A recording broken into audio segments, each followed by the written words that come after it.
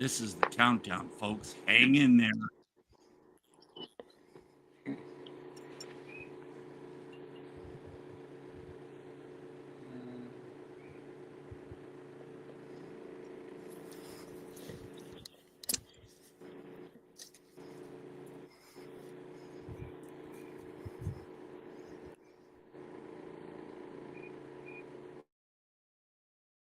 Plants will grow.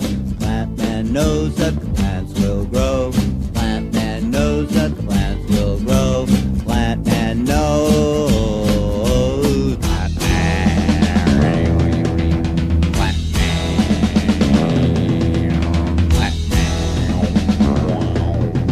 Plant man. Plant man knows where the plants will go. Plant man knows that the plants will grow. Plants don't know when the plants will go. Plant man knows if the plants will grow. Plant man. Plant man. Plant man.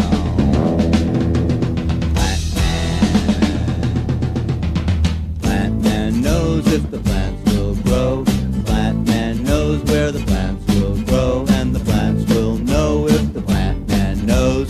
Plants will know if the plant man knows. He's the plant man. He's the plant man. He's the plant man. Shirts.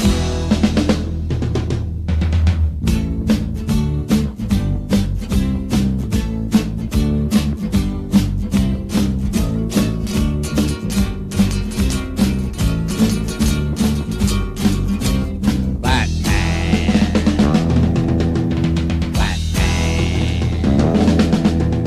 Plant man. Plant man. Plant man knows where the plants will grow.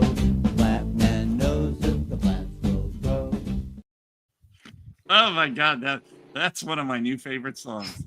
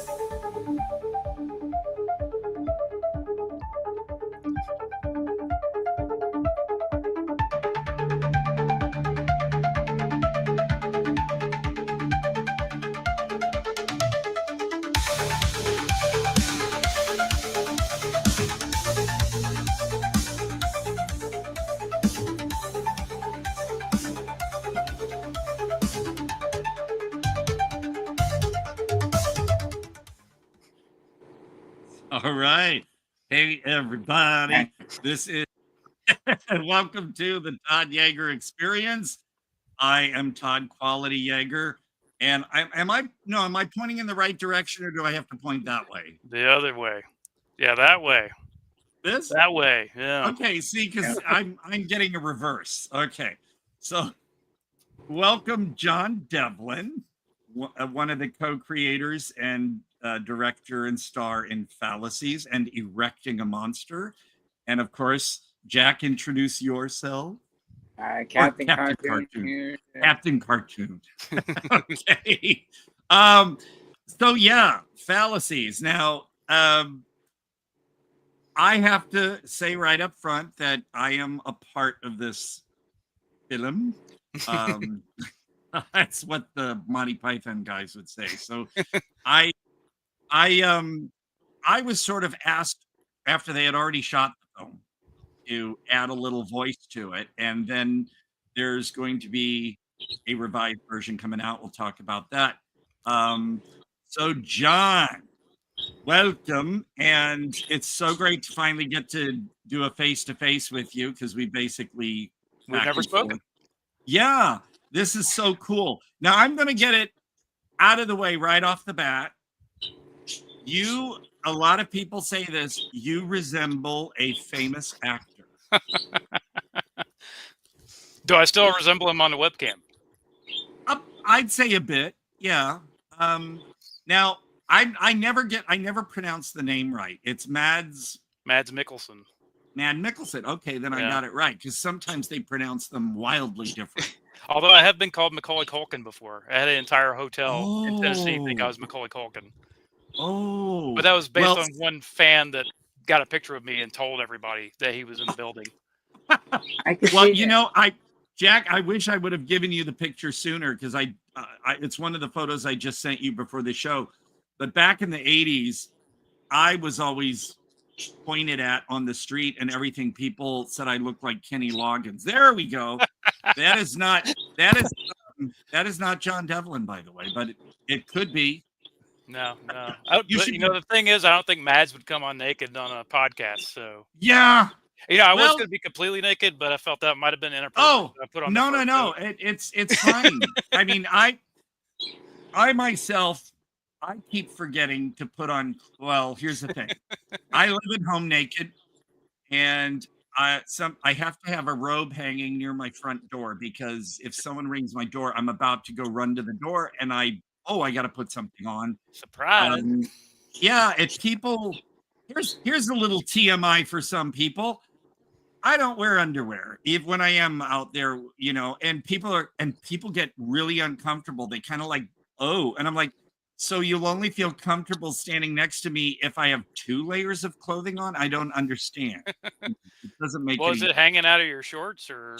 No. And I do wear longer jorts because I live in the Palm Springs, California area. And even in the winter, it's just, for me, it's short.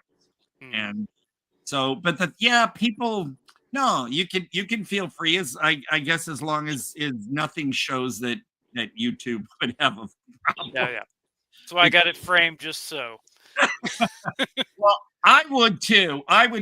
Here's the thing, though. I might be too much for people because I'm quite the Yeti. And I almost shaved, but I know you complimented my lack of manscaping, so I left the body hair on. Oh, see, I know you do things for your films and stuff, but I'm a guy where, oh no, manscaping. I hate this thing that now all these years later they teach young people that body hair is bad. And so if you look at old 70s, especially 70s porn, hair, no problem. Nobody thought a thing of it. And as Tina Fey said once on Saturday Night Live, mine is the size of a slice of New York pizza. So, and I'm proud of it, man. So no, I'm glad that you're I know you got to do what you got to do for film. Yeah. But today I am wearing a shirt because I could have worn one of Domiziano's because I have the El Dorado shirt. Yeah. I have the. I recognize that shirt. Yes. Slade Wilson directed the Unglorious Hole segment in Phallacies that I voiced, and my voice will later appear in the revised version with the narration. But this is my beard. This is for Erotic 2, Slade Wilson's film that, of course, Domiziano helped out on. Yeah. And so in honor of Slade, he said he might try to watch today. He's 8 hours ahead of us, so I don't know. But he knows. But if you're there, Slade, we love you, man. Yeah, we love you. And God, Slade has been so nice to me. I was just really shocked. Here's the thing. I'm starstruck by you guys. I really am. And the fact that Domiziano asked me to do all these movies for him and just the connections and doing stuff with you and all that, I still feel like I'm just this little kid on the outside and I'm being asked to play a little bit. So, Well, we're glad to have you on the project. Oh, man. I'm really and my voice, Demiziano basically will say for some of the stuff, do it like a documentary. And for El Dorado, he said, I did the whole lines in El Dorado, and then he said, well, actually, I want you to be more contemplative. He said, watch how do you pronounce it? Crocodile or crocodile? Red Crocodile? Yeah, crocodile. Okay. Yeah, I know what you're talking about. Well, since it's it's European, I didn't know if they pronounced it differently. I think that was like a Russian drug. Yes. Yeah, yes. I don't know. And I'm not familiar. I'm familiar enough with it to know what it does and the bad side effects, but I've never actually heard it pronounced that often. So it might be crocodile. That's what I was wondering, because there's no E, but still. And he said, watch Red Crocodile and listen to that guy's voice. And I was like, oh, so I can change it. Like right now, I think I sound fine, but then I watched last week's show and my voice sounded like it was like real up here. And it's weird. I can't do my FM DJ voice through the whole show, but I'll try.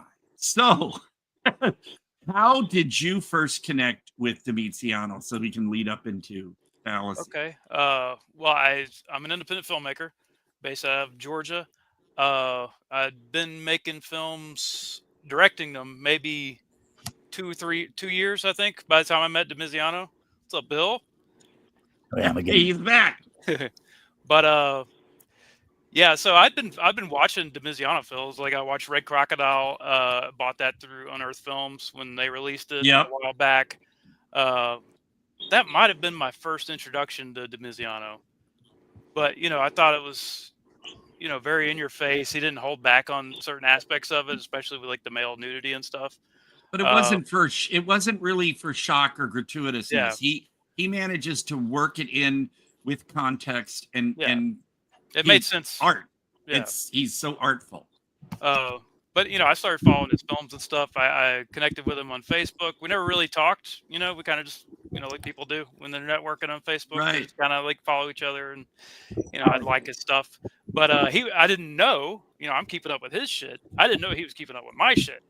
So I come out with this movie called like Erecting a I came out with this movie called Erecting a Monster, about a giant penis monster, and it was like a trilogy of short films.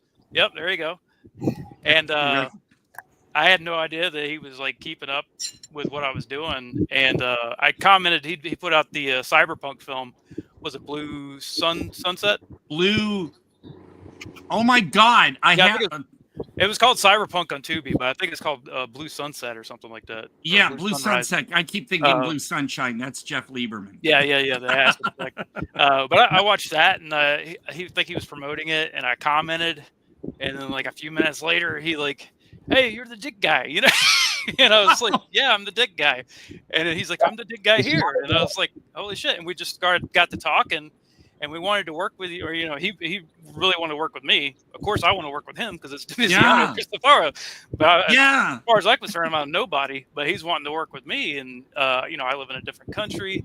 It's not really the easiest thing to do. So we came up with this idea together to do like an anthology. And since we're both the penis guys in our respective areas, we'll do this whole thing about penises. Well. For me, Blue Sunset. Now, see, that's more recent. So I guess you hadn't known Demiziano personally that long. No, I guess. For me, it's been about almost 4 or 5 years. The funny thing is, I'm trying to remember exactly. I thought it might have been through the Vinegar Syndrome fan group here on Facebook, which apparently everybody there knows me. Whenever I post a video there, they always have a checklist. And if they don't see it in one of my videos I make for the group, they get upset. They said, you got to have shirtlessness. You got to show your butt cheeks and you got to have some kind of obscure, catchy song. And you got to have my phrase, cheesecake, man. Cheesecake. So, you know it. Yeah. And I think that might've been the first time I saw you was in the Vincent group. Because I remember you posting your pictures topless with the film. I was like, this guy is cool. And you posted your YouTube videos too. And then you had then I came across you again without your head. Right. In that Okay. situation. Well, Domiziano, I think I'm trying to remember because back during the pandemic, Jamie Robert McDougall was going to put together a movie, Toilet Zombie Baby Strikes Back, which, of course, well, I thought I had it nearby. Of course, I can't find it now. But because of that, I don't know if it was through him or some other guy on my list, but I posted a link to one of my videos, which I left YouTube. I mean, I'm here now, but YouTube was giving me problems. I was adhering to the age restriction policy, but there was a troll who kept flagging my videos just because he was an asshole. And YouTube was just kind of we don't care. We're not going to reinstate your video. We just don't care. Yeah. So I got off of YouTube and I went to Vimeo. And so I put all my links, that, and Domiziano somehow saw one, and then he started watching my videos, and he wrote to me and said, I really like your style. I like your voice, and I like that you're comfortable naked. So I was like, wow, from Domiziano, because I already knew who he was. Yeah. And so after that, he asked me to first voice El Dorado, or What Have You Done, Daniel? Which I got to tell you, and we'll get back to fallacies. I got to tell you, when he said, I need you to voice one scene, you're voicing over Frank LaLoggia. And I was like, what? Frank LaLoggia to me is an icon. He's a legend. For those people out there who aren't familiar, he did Fear No Evil, which I saw when I was in high school. And that's why I'm so freaked out by having voiced him years later. And then he did The Lady in White, which is a classic. And so when I said, are you sure you want me to voice over Frank LaLoggia? Because apparently for some of Domiziano's stuff, I know some is natural sound and some he just shoots it. Oh, there's the hunk. Yep. There he is. Wow. And I was so intimidated when I first saw him. Like, this guy wants me to do stuff with him. So yeah, the thing was with What Have You Done, Daniel? He said, no, you'll be great. Because he and I have video chatted and stuff like that. And I just love listening to his voice. So he basically said, no, you'll be great. So I did the scene. And I was really nervous. I told him, I said, does Frank know because Frank wasn't available to redub his lines, I guess. And I said, does he know I'm doing it? He doesn't know who I am. And he's like, no, it's going to be great. He'll love it.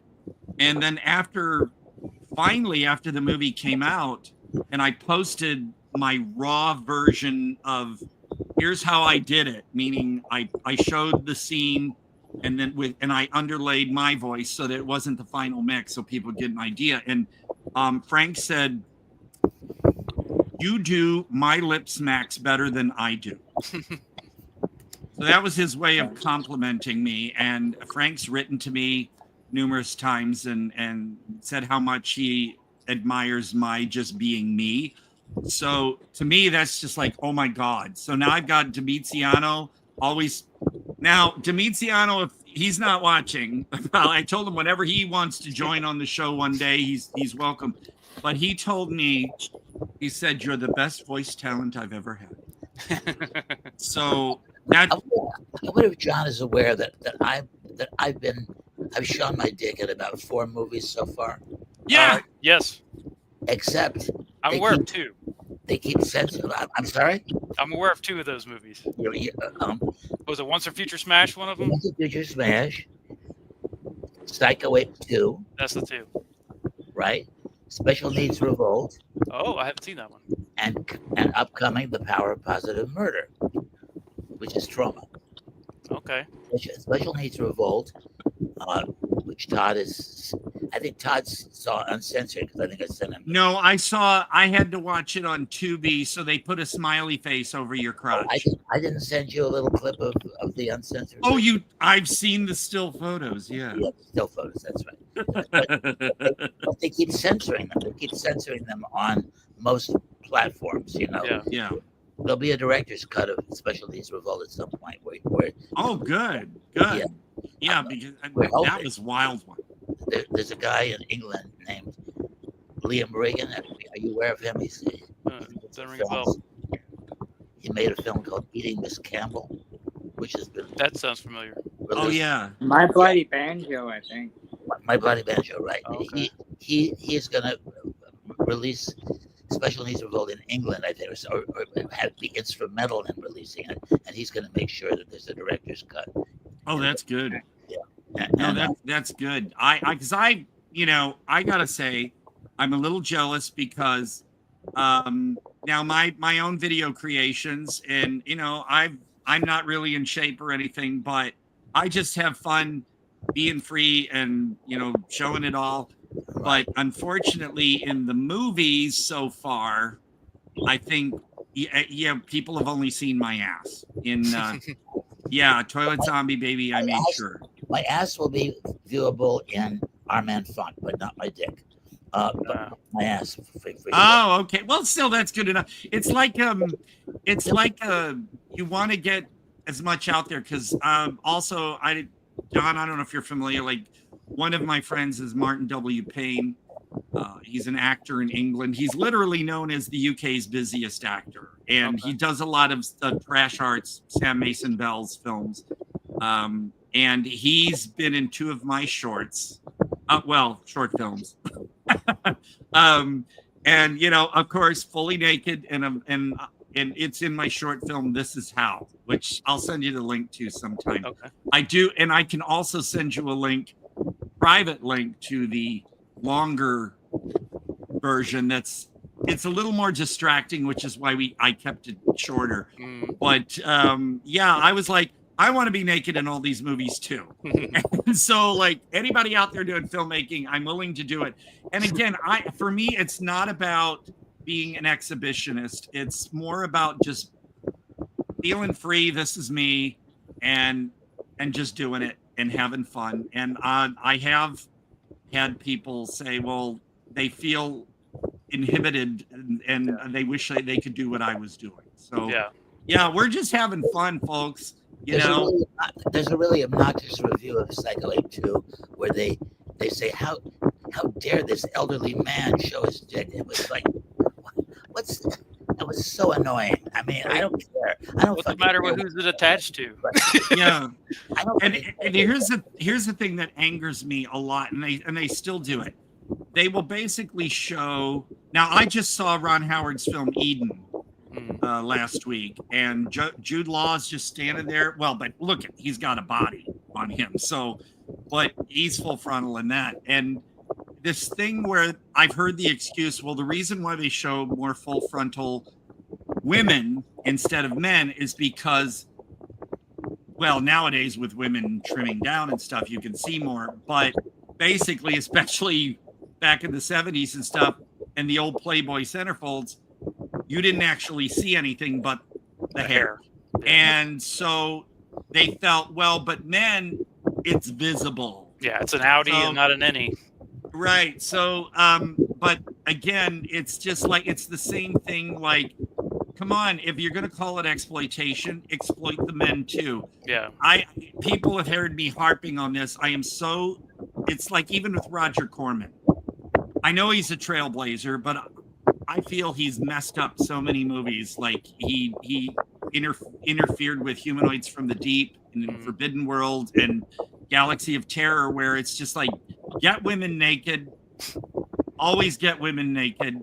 And when I heard Joe Bob's saying, well, Corman told me to make a perfect exploitation film, you have to have at least 3 pairs of breasts. I'm like, this is all for the male gaze. It's just ridiculous. They're pandering. It's like the new movie Honey Don't, I mentioned last week. I know it's written by Ethan Cohen's wife, but let's face it, all of the nudity and all the lesbian sex is not really for the LGBTQ community. It's for the male gaze.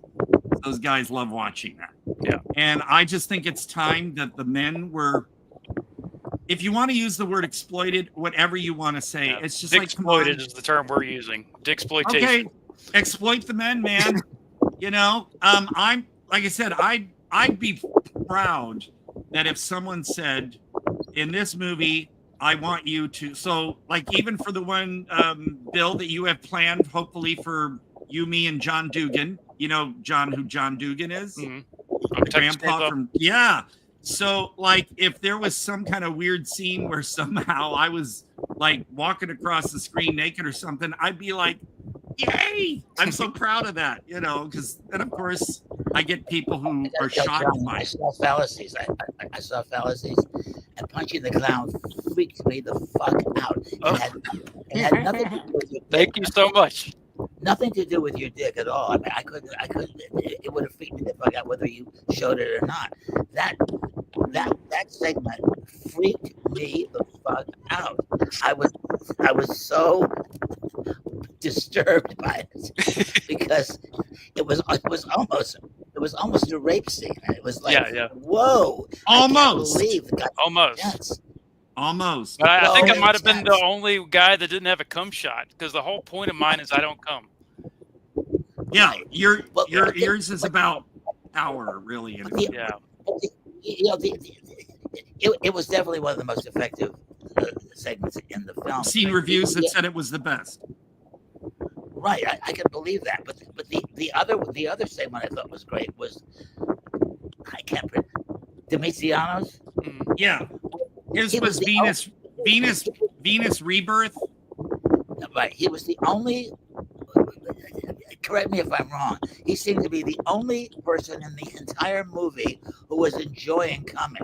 Everybody else wanted to cut their dick off, or something. But nobody enjoyed having sex. Yeah, they're like crying while they come, and Exactly. they got needles in their dick while they're coming. Oh, that's it. I'm going to say it right now, and it's not a criticism of you, and that, but for me, the second segment,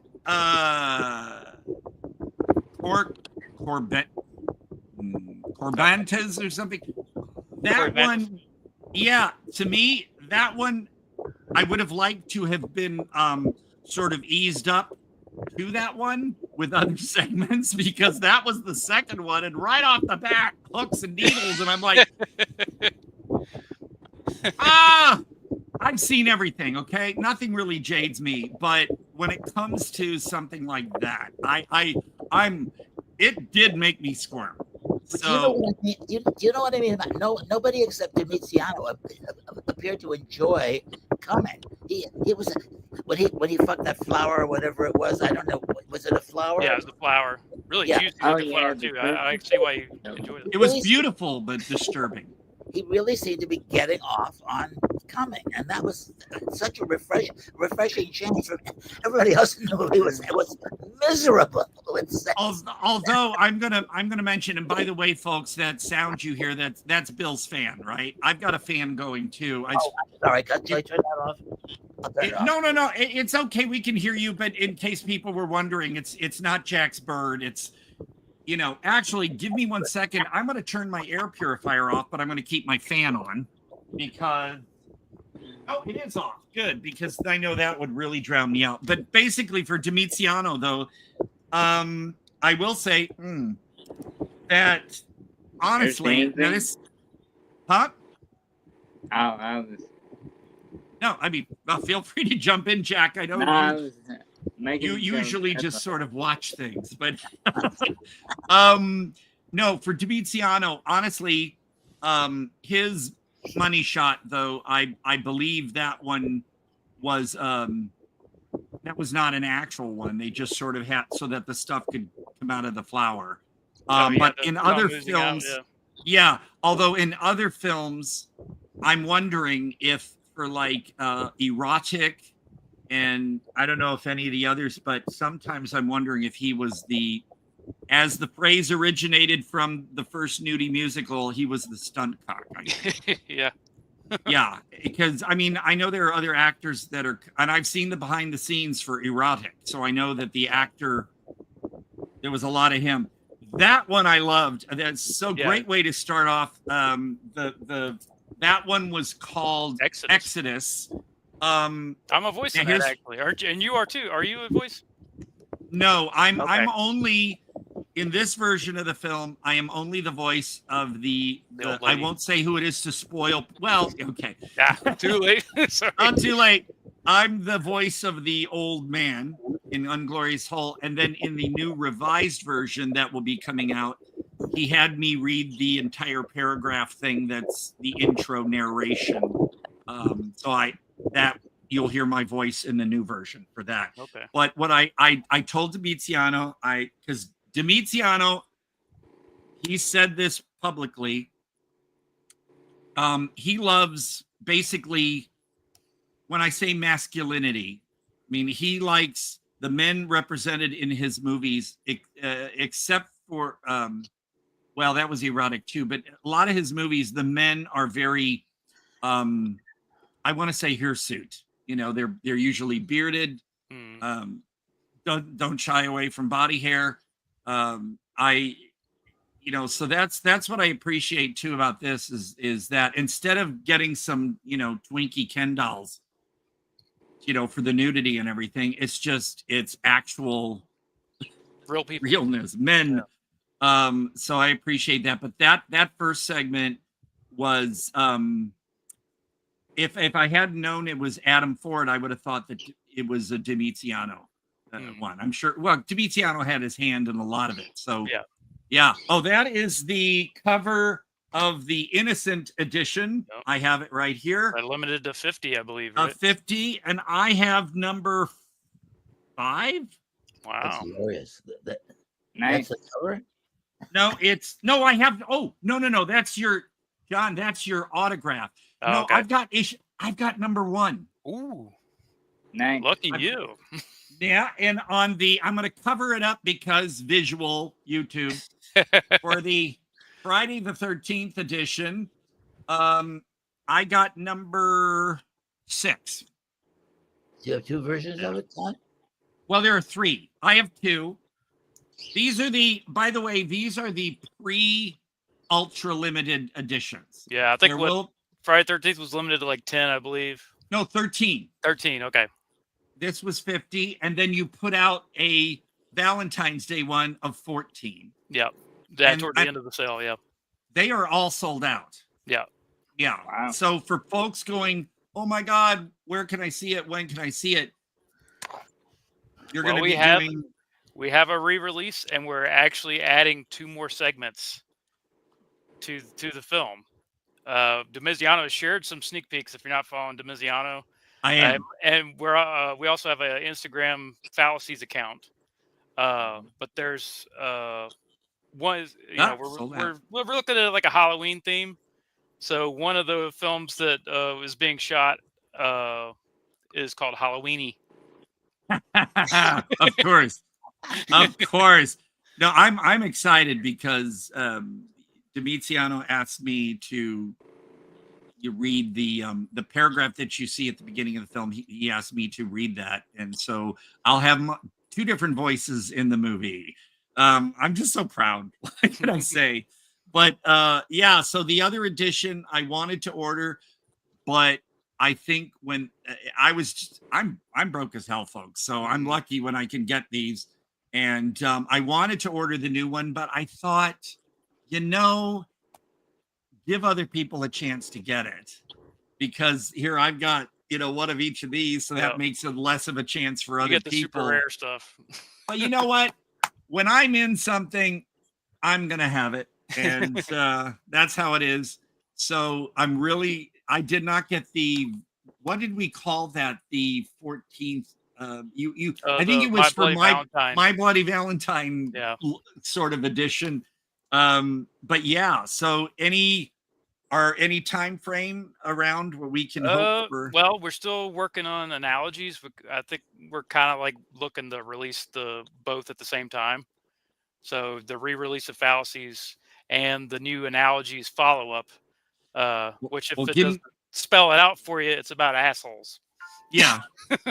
And then toe tags. And then toe tags. It's toe tags is a little adjacent to these projects. Yeah, it's going to be released through Tetra Video, and I do have a segment for that I shot. It's more giallo inspired. Ooh, I love giallo. I'm pretty proud of it.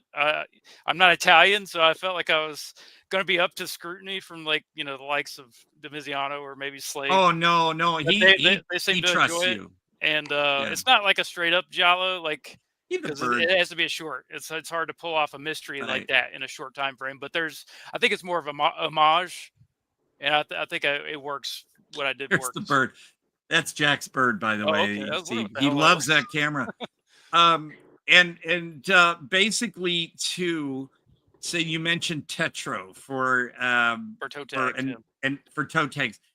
I'm hoping that if this whole the shipping situation. I'm not going to mention the guy's name. I just can't let it come out of my mouth. But the tariffs, and everyone knows who's responsible for these tariffs.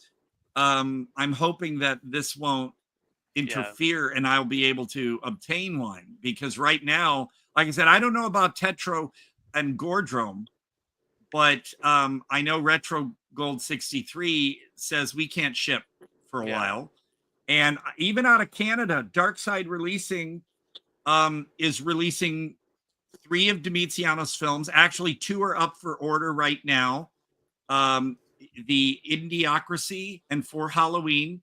The Unburied Tales, which I voiced 2 characters in, won't be available until October. But here's the thing. Dark Side Releasing said, there's going to be a delay. We can't really ship to the US. Canada. This is... Wow. Yeah. So movie Zing, ZYNG, is offering those 2 Demizianos and Joe Badon's Wheel of Heaven, which I ordered through movie Zing here in the States. Unfortunately, though, the edition, the Blu-rays through movie Zing will not have the slipcovers. So I told Vince at Darkside, or, whenever you are able to sell them, I definitely will have to double dip because I've got to have the slipcovers, man. Yeah. But so you're talking again, how long before we'll see like the new Phallacies and stuff? It'll probably be like towards the fall. Okay. Winter. No, I'll make sure I put some money on my card to be able to, because I'm like, I want to know when they're released. I have hounded Demiziano and said when he would announce this movie is going to be released. Yeah. And since I'm in it, I'm like, please tell me what day. And when it says it's going to be available on Tuesday, the 26th, I'm like, what time? I know that Europe is 8 hours ahead. So about what time? Because with the limited editions, I want to make sure I'm there as soon as they come up so I can order one. It's like now with Vinegar Syndrome. I remember the days when you didn't have to worry about a title disappearing too quickly. I got to say this morning, because they're having a Labor Day sale. And every morning at 9 a.m. my time, they put older titles up that were out of print or something. And I was really pissed off. The AGFA release of the women's wrestling video. The Glow. It came up, slipcover, 5 copies. I jumped on it. I was like zooming through the checkout, and then it said sold out. Yeah. They got too much business now. We're talking within the first 2 minutes of them going on with the sale. How do people get through it that fast? I don't know. But yeah, so now I love Vinegar Syndrome. I don't buy as much from Severin because there's just too many now, and Severin shipping's crazy. But sorry, Severin. But it used to be that you didn't have to worry too much, and now it's just like zoom, zoom, zoom. Yeah. You lose. They're getting really popular. This probably has to do with releasing the more mainstream stuff now. Oh, so yeah. I'm got kind a of bigger audience coming in, and then they experiment with the more obscure films. Stuff like but back in the day, I'd be up stuff. at midnight waiting for that New Year or the subscriber sale to come on, and I can't afford that. I wish I could have subscribed, but at least for here, and I had it. God damn it. I had it real handy, and I showed it a moment ago. But sorry. Oh, here it is. So now Bill's tied into the Vinegar Syndrome universe. With yes, I am. Yeah, he's now, and that's why I'm hoping I've hounded Vinegar Syndrome too about certain titles, and I think I'm just going to pat myself on the back. One of my all-time favorite films is The Caller with Malcolm McDowell from 1987. It was an Empire Pictures movie. Yeah. And since MGM had it, I don't know how Amazon's, since they have MGM now, I don't know how they're letting other boutique labels have MGM owned stuff. But I was like, please, the caller. And then surprise, several years ago, The Caller came up, and I was like, I was hoping it was because I pestered him too much. But That was a good movie, though. That was the first time I saw it, was getting it through Vinegar Syndrome. I have the soundtrack. I was working in a mom and pop. Plaza Video was the name of the store in St. Louis in the Central West End. And I was working there. And when we got The Caller, there was a little promo thing that you could press the button and it made this little eerie theremin sound. And I was so into it, and I would push it on customers. The other movie I would push was Static with Keith Gordon and Amanda Plummer. Mark Romanek's film that he disowned, that he won't let anybody restore. That, I'm sorry, but Mark Romanek, you're pompous. Yeah. So back to you, John. The Phallacies. Now, I got to say, the one reason I thought, oh my, I know who that is. All Did you have a name for that Huh? guy? Was there a name for that guy? What guy? Oh, well, okay. Nobody saw that. Okay.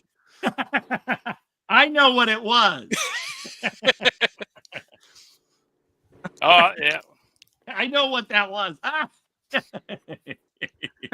Bill, you have to see Erecting a Monster to Yeah. understand. This is my buddy. Yeah. I'd like to.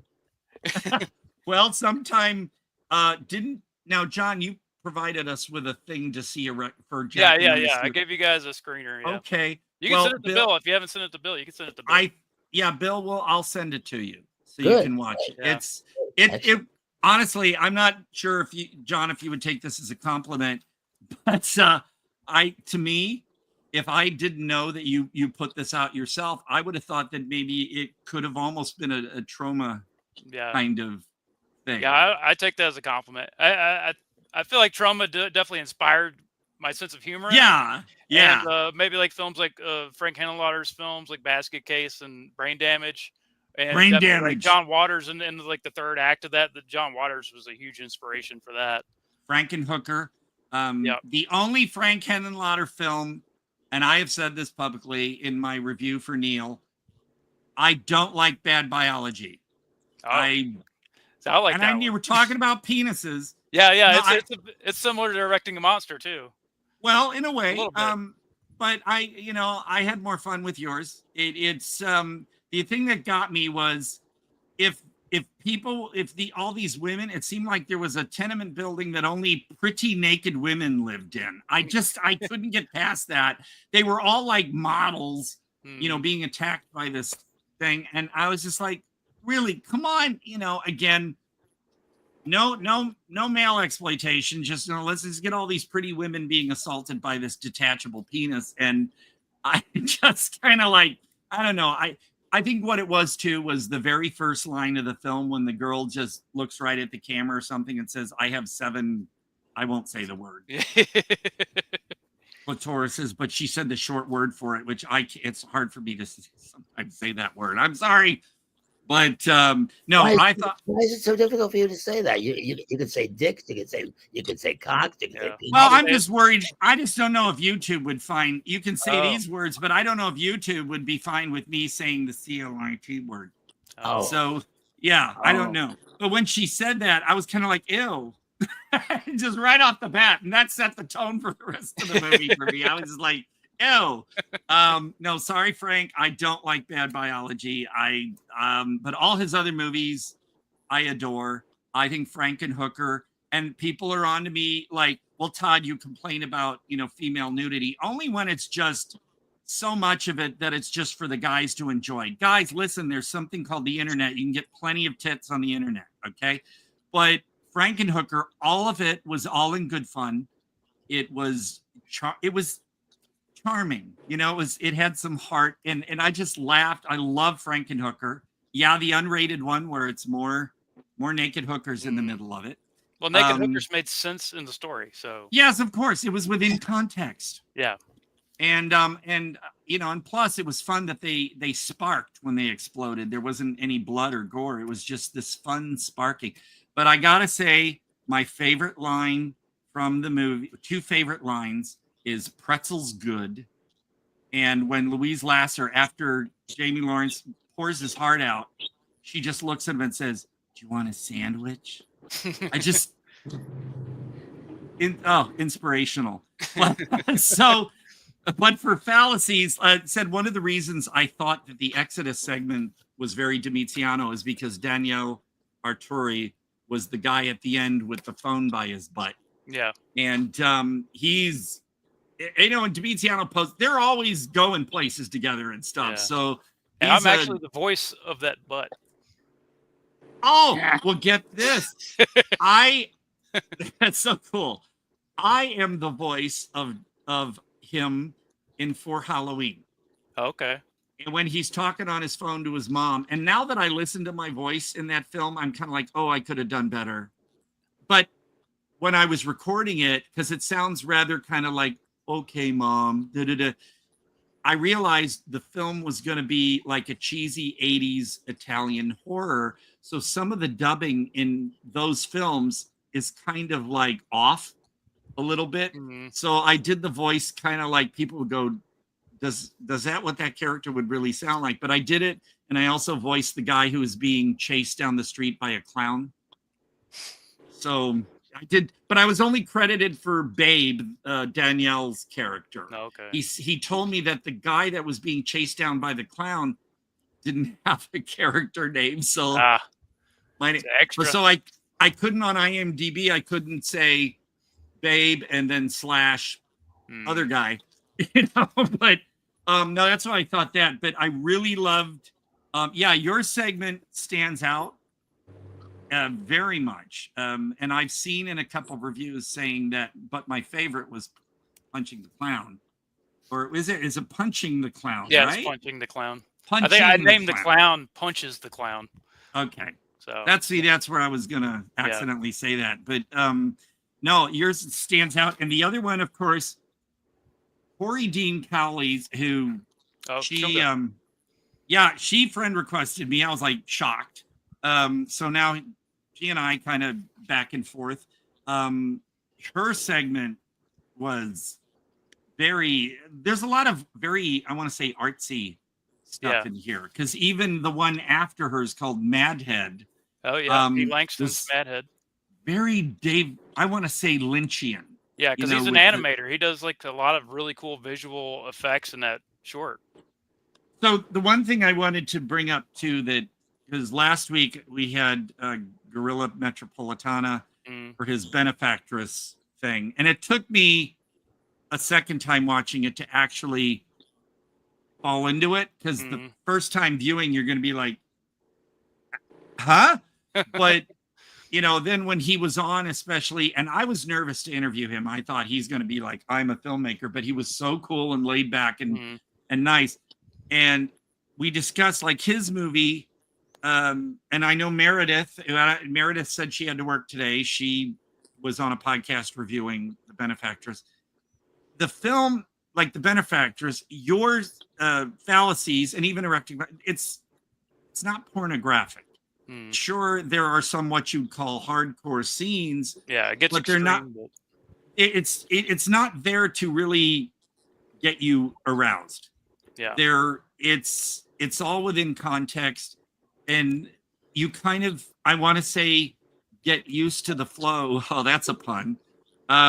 When there are scenes of erectedness and stuff, you kind of accept it. Because it is part of everything. So and they're usually not pleasant scenes either. No, that's like nothing was good about me having an erection. That was a terrible scenario that I had created there. And Domiziano's, while very sensual, was still disturbing in a way, because the flower, and you the want to say, aftermath of all that. Oh, yeah. You know, and my thought was, so the flower's there. Is somebody going to find it and take the flower, and then the cycle repeats? Or because otherwise, you know, is anybody going to find him? Yeah. You know, because well, let's It's a good just say question. yeah, it's a good open question. Or will his entire house just be consumed in vegetation? Sort of like, did you see that movie from the 90s called Habitat? Habitat. I don't think I did see that one. It had Did you see it, Bill? Gotta go. oh, Bill, I'm sorry. We would have loved to have had you do more, but we just got all wrapped up. But It's all right. we love you. Tell Annabelle I said hi. I will, for Yeah. sure. And Make sure Bill, you send him erecting a monster. I will do that. And Bill, like I said, everyone should know, Bill is welcome to just pop in whenever he wants, because he gives our show gravitas. Mhm. And I shall. I'm not sure I'm comfortable with giving anything gravitas, but whatever. Well, you give us Billness. It's the Billness. That's good. Yeah. No, Bill, I'm just, like I said, I feel like a little kid. I'm so giddy because to me, Bill's also an icon. Yeah. And the fact that we chat all the time, and That compliment he gave me meant so much to me. yeah, Like, I can't even believe Bill watched my fucking film. You know what I'm saying? yeah, he wanted to see it, and he told me that he said, "Oh my God, John's segment. Oh my God." But that was a good thing. So Yeah. you know, it's. I mean, that's what I'm going for. You know. But no, I was saying that fallacies, for people who, you know, thinking, I don't know, this sounds too, you know, porny to me. It's not porn. It's not pornographic. Sure, it's very graphic. It's Very got penis-y, erect yeah. things and money shots, if you want to call it that, and stuff. But it's all in this very unsettling kind of way, and it's Very so- artistic. yeah, it's. You know, I was there's- going to say artistic. It's and very. there's 11 directors, and somehow, without a whole lot of communication between all of us, we've all managed to make something completely different about a penis. Yeah, And that's Yeah. no small feat, because it's hard to come up with a short film about a penis. And we And all I did got it. something completely different.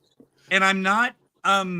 Some of them, I will say, I'm still trying to grasp the meaning, Mm. which is, I guess, the point too. But I gotta say, although I was kind of baffled by a lot of it, I really appreciated Brock Bones. Oh yeah. Especially in the It's beautiful nature shots in that. documentary. In the documentary when they were showing more stuff, I just think he's really Uh-oh. cool. Oh yeah, because you're and- talking about Jess Franco and Jean Rollin. Well, here's the Yeah. thing. I will say this. I know some people are going to hate me for it, but I'm not really a big Jess Franco guy. Oh really? Yeah, I did he do Eugenie? No, that Yes. wasn't. Oh, he did. Okay. Back when a magazine, Video Watchdog, existed, which I sorely missed, they sold Eugenie on DVD, and all I kept thinking was, "Oh my God, this is so badly dubbed," and do I really care? You know, about these people? And I've seen other Jess Franco movies. I have some. Yeah. But the one that really irked me, I gotta say, I guess maybe this is why I have a hard time on him, was Shining Sex. Oh, well, the aliens. Oh, if you want to call it Yeah, that. yeah, I yeah. mean, here's my thing, and I said this in the Vinegar Syndrome group. Glitter on a vagina does not a sci-fi film make. Okay, just sprinkle some glitter, suddenly it's a science fiction film. And honestly, that dance she does in the very beginning of the movie in Yeah. this sort of classy club. And again, women are supposed to sit there and watch naked female entertainment, but would they ever bring in a guy to do that for the women? No. But her herky jerky dance was like jarring. And then it reminded me of the actress in Evil Tunes when she's trying to do this topless dance for her friends. And I was just like, she's doing this. And I was just like, oh, stop it. You know? So yeah, that's my thing on Jess Franco. I'm not saying he's really bad. Well, he has like different eras. Like he'll do like gothic horror, and then he'll do. I've got a the smut. Giallo. He was Yeah. in one of the Giallo sets that Yeah. Vinegar Syndrome put out. But no, I just, you know, it's just me. But no, I really like Brock Bones. When he would talk about stuff and that, I just think, because to me, he seems like a regular guy. Yeah, yeah. And if you Super cool looked guy. I at talked him, to him, you know, behind the scenes too, like, because he wasn't familiar with me, I don't think. So I'd sent him some of my films. So and he, I and like he that. really liked them. Aside from some of the European, like the Adam Ford and Demiziano, a lot of the guys were just regular Joes. And Yeah, that's what I appreciate, are guys that just like regular everyday guys. And although I love Demiziano's idea of masculinity with the beards and and that, but no, guys like Brock and stuff, it makes me, it's relatable to me. yeah, And I feel more comfortable watching, and guys like Brock and that, they're very comfortable in their own skin, yeah. and just And they're doing truly like low budget DIY filmmaking. You know, yeah. none of us have like studio backing. We don't have a ton of money. We're just making what we can afford to make with what we have at our disposal. You know, we Well, make movies with our friends, basically. So yeah, no, fallacies. So folks, I know, hearing us talk about fallacies is like teasing people because they can't see it Yeah, right now. But be you will. prepared. You will. Check back, because I'm Todd Jaeger on Facebook, and John, you're there, and just how are there going to be ways that people can check up on when they can? Oh, this one's going to be on sale when? So, well, for one, I'm always advertising crap on my page. So Yeah. I have it's under Jon Devlin on Facebook, Devlin Phallic on Instagram. I have a Twitter. Can't remember the name of that because I never use it. And I have a Dagan Films YouTube channel also, because I had the same problem with YouTube. My channel got deleted, so I had to start a new one. Oh, so that's what I was going to mention is your short film. What was it called? The one where the guy had the neighbor girl. Oh, Phallacies. That's the one, because I was going to say that word, but I was worried I was going to say it wrong. Because that one, I remember I watched that one on YouTube. And so that would be all gone right now. Yep, that's gone. Okay. And I actually had that unlisted. So I got flags for unlisted content that I had age restrictions on. And because a lot of these I just post there for like reviewers to link to, like your screener links basically. And I got flagged, and they just one offense, and then they went through my whole channel and just deleted everything. See, for me, it was a problem with them because I had footage of me from 1992 at KDHX in St. Louis, public radio station. My family was there. It was Thanksgiving. They were all in the studio. And in the background, you could hear different songs. And it was like a 45-minute video. And YouTube nabbed me for like 20 seconds of Erasure's Chains of Love. Hmm. And it was in the background. It was faint. It was like, they're still going to get at you for that. Yeah. That's what gets me about TikTok. How are all these people doing all this stuff on TikTok and nothing's happening? Like lip syncing. It's totally unoriginal content too. There's lip syncing poorly to songs and quotes and stuff. What we need to do is get, I told anyone, if they want to put my fancy crackers, John, you've seen that, haven't you? Fancy crackers? My video called Fancy Crackers in My Pants. It's like 30 seconds tops, right? Yeah, it's hilarious. I might not have seen it. Well, I told friends, I said, look, if you've got a TikTok and you want to put my Fancy Crackers video on to get it out to people, because I have a feeling people will start doing their own TikToks. I just never use it, but I'll put your video up there if you want me to. Okay, because I figured what people would like to do is probably play the audio of my song, because the music's royalty. Oh, here we go. Here we go. Fancy crackers in my pants, take a chance, watch me dance. Fancy crackers in my pants, they're delicious. That's it. And look, I miss prison sex, and there was the Demiziano stuff on my fridge. That's it. So yeah, if you can, it's on my Vimeo channel, and you can download it from there, and you're welcome to. It's short enough to be TikTok. Yeah. And I also have 4 separate videos. Now, I gotta say, people, I'm not a huge fan of Chris Pratt right now because his religion thing and his stuff about LGBTQ and that religion. But lately, I don't know if you saw this, he made a comment how much he loves RFK Jr. because RFK Jr. is the cousin of Chris Pratt's wife. And I'm like, I don't even know oh who Chris God. Pratt's wife is. Yeah, well, but RFK Jr. is Chris's wife's cousin. So anyway, I did a 4 different verses video, and then I also put them together called Chris Pratt, Oliver Platt. And what I'm thinking is each individual segment could make its own TikTok video. So you're welcome to download my Chris Pratt, Oliver Platt 4-verse one and separate them and put them on TikTok if you like them. They're pretty clever. And the rhythm is generic. But Fancy Crackers in My Pants, you're welcome to put that one on TikTok because I have a feeling people might take the audio from that and maybe do their own dancing with crackers and stuff. I could get it viral. I could get it viral. So John, you're welcome to do any of that. I'll and also on my Vimeo channel, I think I have each one separately, but it's you're a whiz, you know how to edit. I can do shit. I'll send you the links to those. And you can, like I said, if you want to put them out there, I'm happy because Fancy Crackers, honestly, I think it's brilliance. Yeah, I liked it. Now, I want to ask you then to also, before you decide whenever you want to exit, can people still get this or is it sold out as well? That is still available. There's probably around 30 copies left. And that is on my store, which Phallacies and Analogies will also be on that store, which is dagenfilms.bigcartel.com. And that's DAG, like the movie. Got it right there under my name, right there. Dagen Films. There it is. Yeah. Okay. I see that. Dagen Films, and it's at bigcartel.com.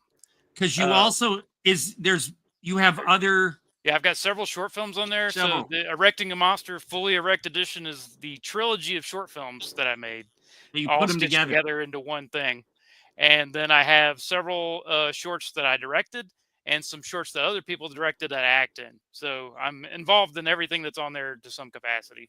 And I'm jealous that, I would have played Johnny Danger's role perfect, I think. So if ever you need me for something. But I got to ask, did you create the breasts you had? I didn't create them. I bought them. Okay, because those look pretty good. And those breasts make a appearance in the Toe Tags anthology coming out. Well, one day I hope I can wear them. Yeah, they've about had it after that shoot, and I need to get rid of them.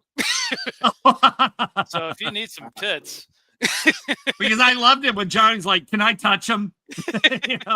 And it's funny. It's so funny how that trilogy ends. That was not even in my head when I started it. Yeah, the first one. It's a big thing. It was supposed to be a one and done. I made it for a festival contest. It was like a 6-7 minute short, and then everybody liked it so much. So like, when are you going to make another one? And then I was like, we got to do a part 2. And then I thought that was the end of it. And then I was like, I got one more in me. Well, it reminds me of like when I did, because on my Vimeo channel, I did 6 of them. One was a 5.5 because YouTube had a problem with music in it. Oh. I credit everybody, but this is ridiculous. But I did a video called Naked Laundry Day. And people like, you got to do another. So I wound up doing like 6 if you count 5 and 5.5 as 2 different ones. But one that I did just for fun, and I kind of did it funny Austin Power like, I did a video called Todd Jaeger lying around naked reading fortune cookies. And that one, people were like, you got to do another. I had to wind up doing 5 or 6 of those too. So I know how it is. It's like people just like they pick up on the weirdest. Yeah. And for Phallacies, I don't know about the rights, but I wish I would have shown you the video. It would have been great for Phallacies. I did a video. It's on my Vimeo channel called Like Father, Like Son, an in-depth study by Todd Jaeger. And I'll send you the link to that because it involves a hot dog and a vice. Okay. And that's penis related. So Yeah. So all of your shorts there, where you Yeah. were showing the images, those were put together as one There's one longer thing. short film. Yeah. In a way, I could say a longer short film. Yeah. And they go together perfectly. I didn't even realize when 2 and 3. Yeah, it all went together so well. I appreciate that, because I was worried about it, and I almost made it. I was trying to get it to feature length because I think it's just under feature length. And I was going to do like a horror hostess, like in between the segments. Wow. Kind of had the time. But Oh man. I don't know. I just like it's fine how it is. I'm just going to go with it. And for people like are you in the Midwest? I mean, I'm in Atlanta, Georgia. Okay. All right. See, I didn't know, I'd say I didn't want you to reveal where you are in case you didn't want stalkers. Nah, well, they still got to find me. I mean, there's a lot of people here. So Atlanta. Okay. Because in the first Directing Monster, I did really detect a bit of an accent. Yes. Yeah. I'm from the South. I was like, oh man. And I was trying to guess where that was because I have Yeah. filmmakers I know that are in Tennessee and stuff like that. And so yeah, there was that touch. And I gotta say, the neighborhoods, like it looked so, when I say real, I mean authentic, rather than you trying to find these great locations. You got these neighborhoods, and it just fits so well in that. And it was authentic. Yeah, a lot of it's really guerrilla too. It's just like, okay, here's a new place. They were building like some townhouses behind my neighborhood. I was like, well, nobody lives there. We can go over there and shoot and just, have the camera guy in the back of a truck and drive. Well, when Johnny Danger was yelling, "Here, penis, penis, Yep, penis," that out was the loud, scene. I was like, "Oh God, what were neighbors thinking?" Yep. But the thing was, I had thought that nobody had moved into that neighborhood yet, and I was totally wrong. oh, But we were already over there. I was like, we got to do the scene. And he ad-libbed the "here, penis, penis" thing. That wasn't in the He's- script. He's like, I got a funny idea. he's funny. Like I Yeah, say, he ad-libs a lot of his stuff. he's the kind of guy I like to have lunch with. Yeah. It just seems like so much fun to hang around. But other than that, I guess we should say, because of today's topic, our product placement for today is Vaseline. I sort of doctored that. Is that our next follow-up to this Phallacies franchise? Yeah.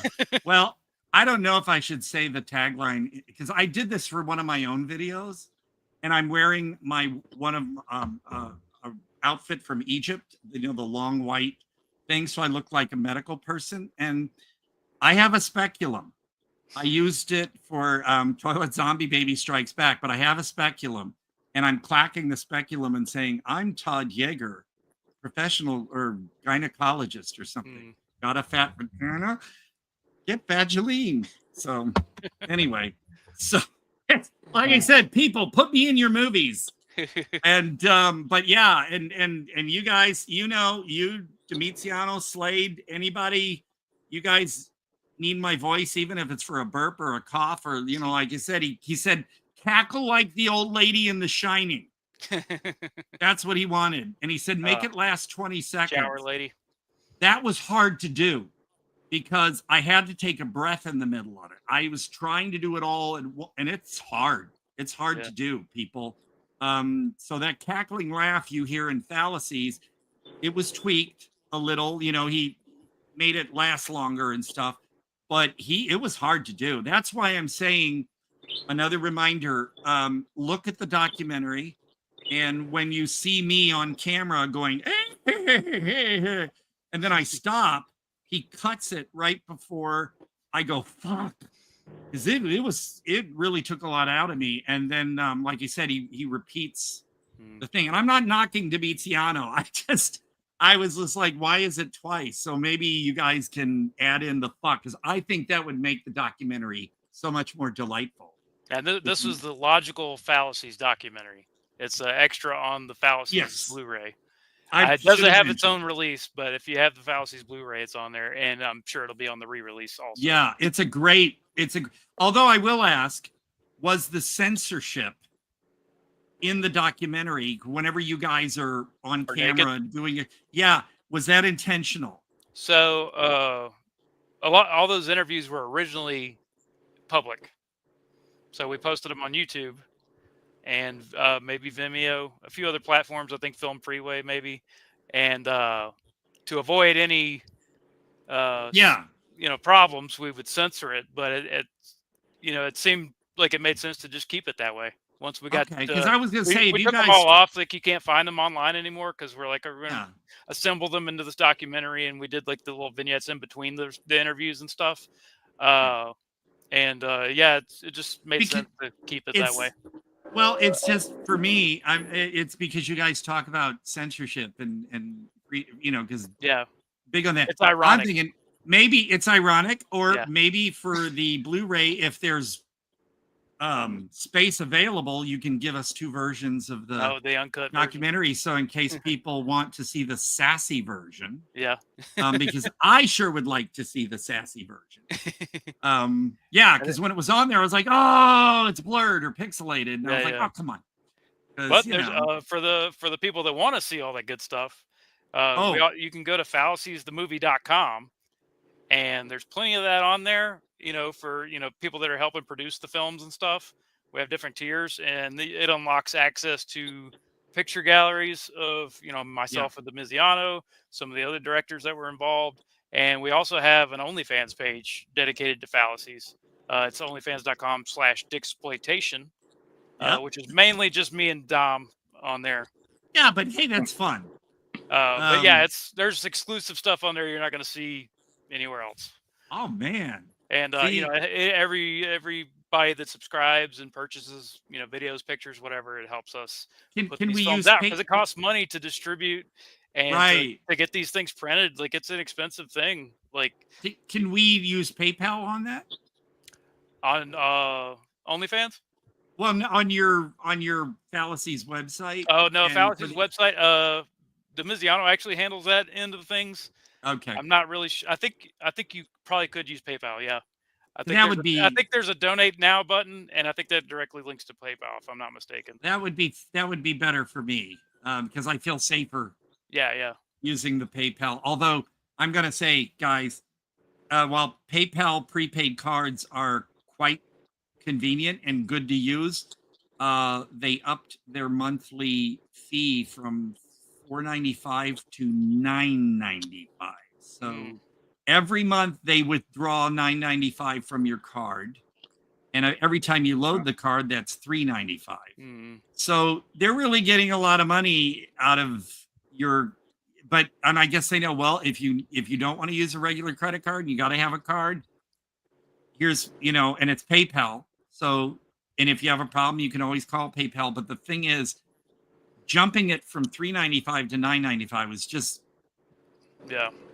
it's tough out there for people selling. Like you just have the store platform that I have. I'm paying a monthly fee for that. I'm paying to use PayPal for transactions. I got to pay a fee. I got to pay taxes. So yeah. Well. Yeah, but no, I'm just so glad because I didn't know if I was going to have enough to ask you and everything, and this is great. So we on for over an hour. We in an hour. Yeah, we did, and because me and Captain Cartoon are going to talk about. Oh no, that's Velocipaster, which is also a good one. We got the BAD CGI Shark.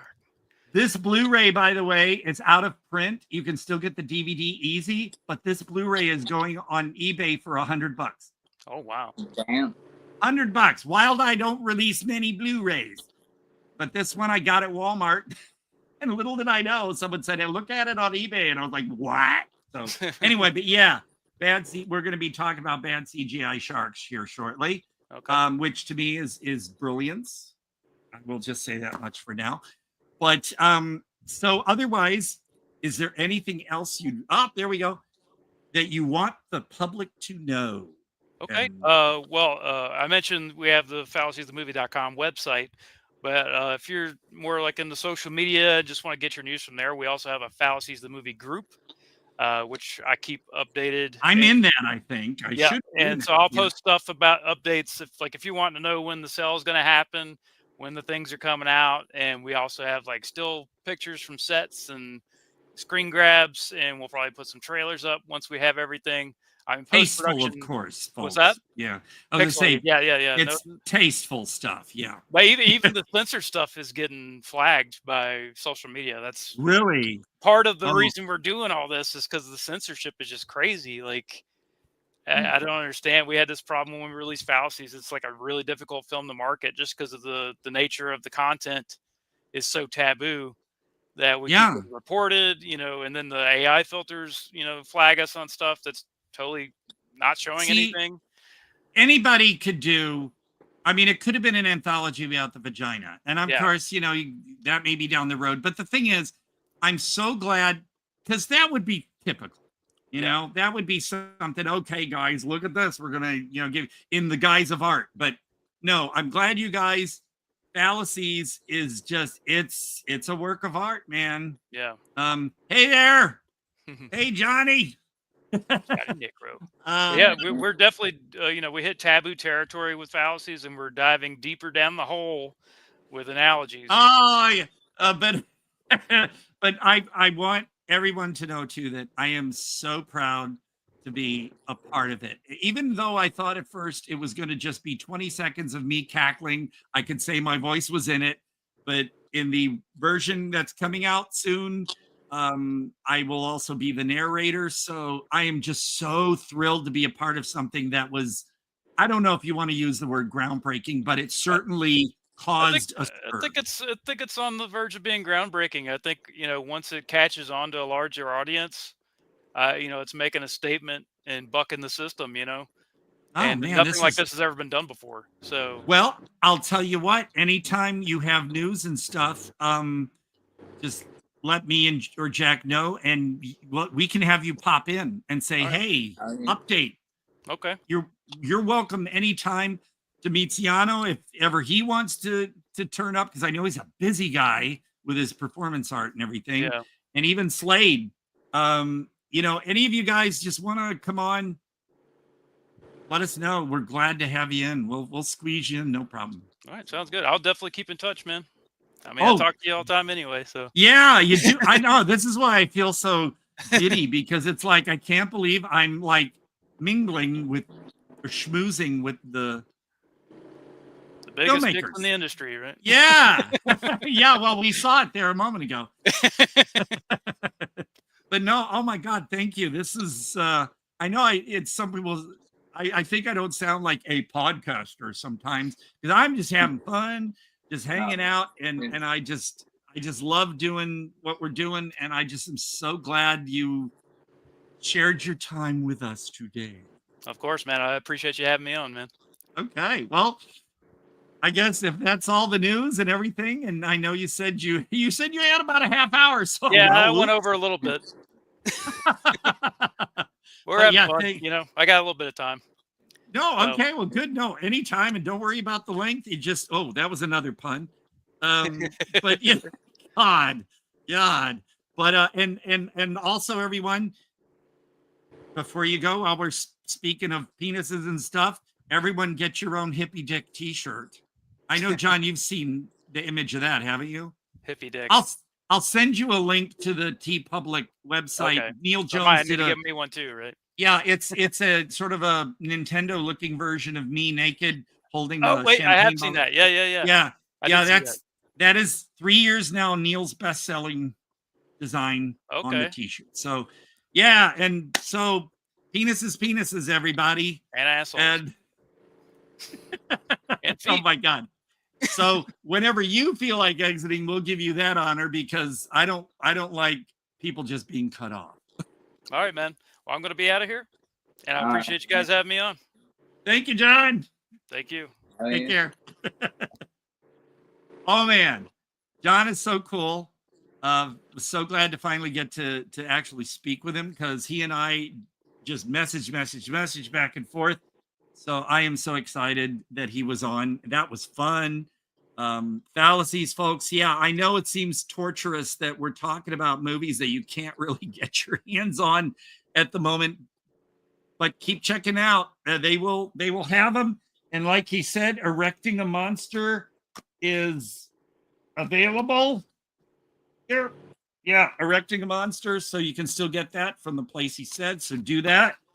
And all right. So I had all this crap set around me in case we didn't go over or anything, but I'm fine with that because now we got time for, I guess we'll jump right into Bad CGI Sharks. Yeah. Was he going to run a trailer or are we just going to dive into it? I think we're just gonna dive into it. Okay. All right. And like I said, Jack, feel free to jaw on too, because I know I do most of the yakking. Oh, it's all good. Shit. That's what He's here to that's what sort of, people tune in for. he's here to watch over me and have his bird make an appearance. But and I wish I could be looking directly. Oh, we got a trailer. Oh. Yay. I'll eat cheesecake during it.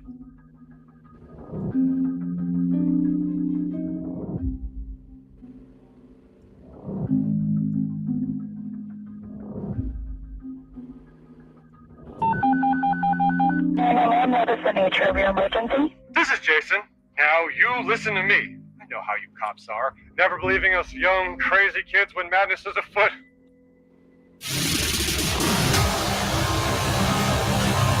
There is a shark on land. Well, floating above it, like a blimp. I'm thinking it has something to do with a script me and my brother are working on. Some sort of voodoo magic or something. You are leading an adventure based on your own sharkploitation script. How can you think we have any control in this situation? This is our movie. I'll be damned if we're gonna let some vindictive digital fish kill off the 2 stars. What do you expect the shark to look like?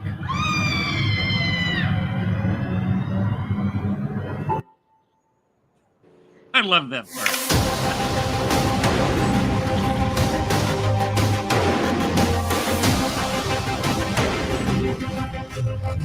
I didn't expect anything. I don't even know what the hell's happening right now. Your shark actually came here and it swallowed my laptop. You owe me a laptop. It gained consciousness.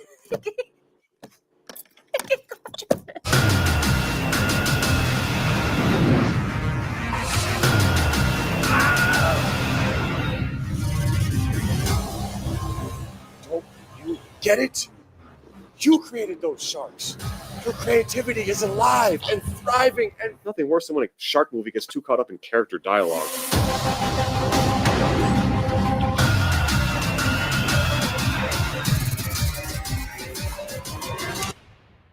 This thing looks like a bad CGI movie creature. That shark looks great for the budget. Oh my God. Yeah, those are the Stooges, as they're called, those last 3 there. The one thing some people might not understand is on the one guy, his head, he's kind of like a loser hipster, and I would have loved to have played the homeless wizard part, because he's called the homeless wizard. And when the guy said nice beard and the homeless wizard said nice hair dick. Yeah. So that guy's got a hair dick. I See, guess I accidentally insulted him about his hair during House Shark, right? Because I was doing reviews on Twitter like years back, and that was like one of the first ones I did. And he was like live tweeting. I was like, yeah, everything was fine except for the guy with the fucking man bun. He just kept doing. Well, I think that was his take, making a comment on man buns, because I mean, some guys I know that wear them look fine with them, but others look like the top twisted of a hefty bag. But his exaggerated. Man, Oh the yeah, way it would bob when I he totally appreciated it the second time because I was like, this motherfucker just wild. well, and how did he get it to stay up? You know, or was that because I thought the guy, I don't know if he really has long hair and it was just an attachment, or, but to get it to stay that way, especially since they're running a lot, was quite the feat.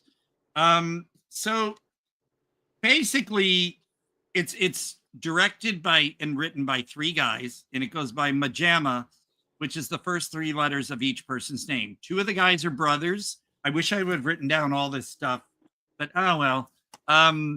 And the basic gist of it is you had two brothers who were basically separated. The father sent the one off to school to give him a better life, while the other brother, who was apparently obnoxious or something, kept him at home. And of course, then the parents had it as grown-ups. The older brother with the hair dick, the parents had it with him, so they shipped him off to California and just dumped him on his brother, who's more of the not uptight, but more stoic personality, working at what I think is a DVD company, sort of like Asylum or something, that puts out shitty movies. And this company, I love the titles for a few of the ones I found. That was my notes for Phallacies. These are my notes for Bad CGI Sharks. So some of the titles, and boy, this show today is rated TVMA, I guess, because we talked a lot about penises and everything else. But some of this, content, so viewer discretion advised. Too late. Some of the titles on posters in this company's office the guy worked at and his coworker friend Amy are Shark Rapist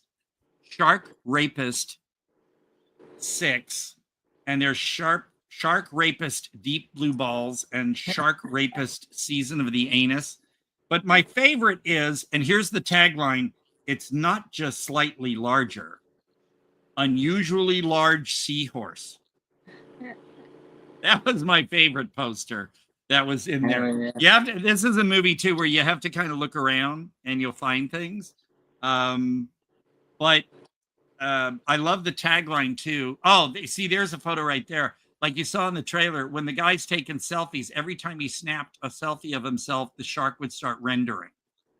And it's just a funny scene because of the filter the guy's using on his phone. You can see the shark creeping up on him.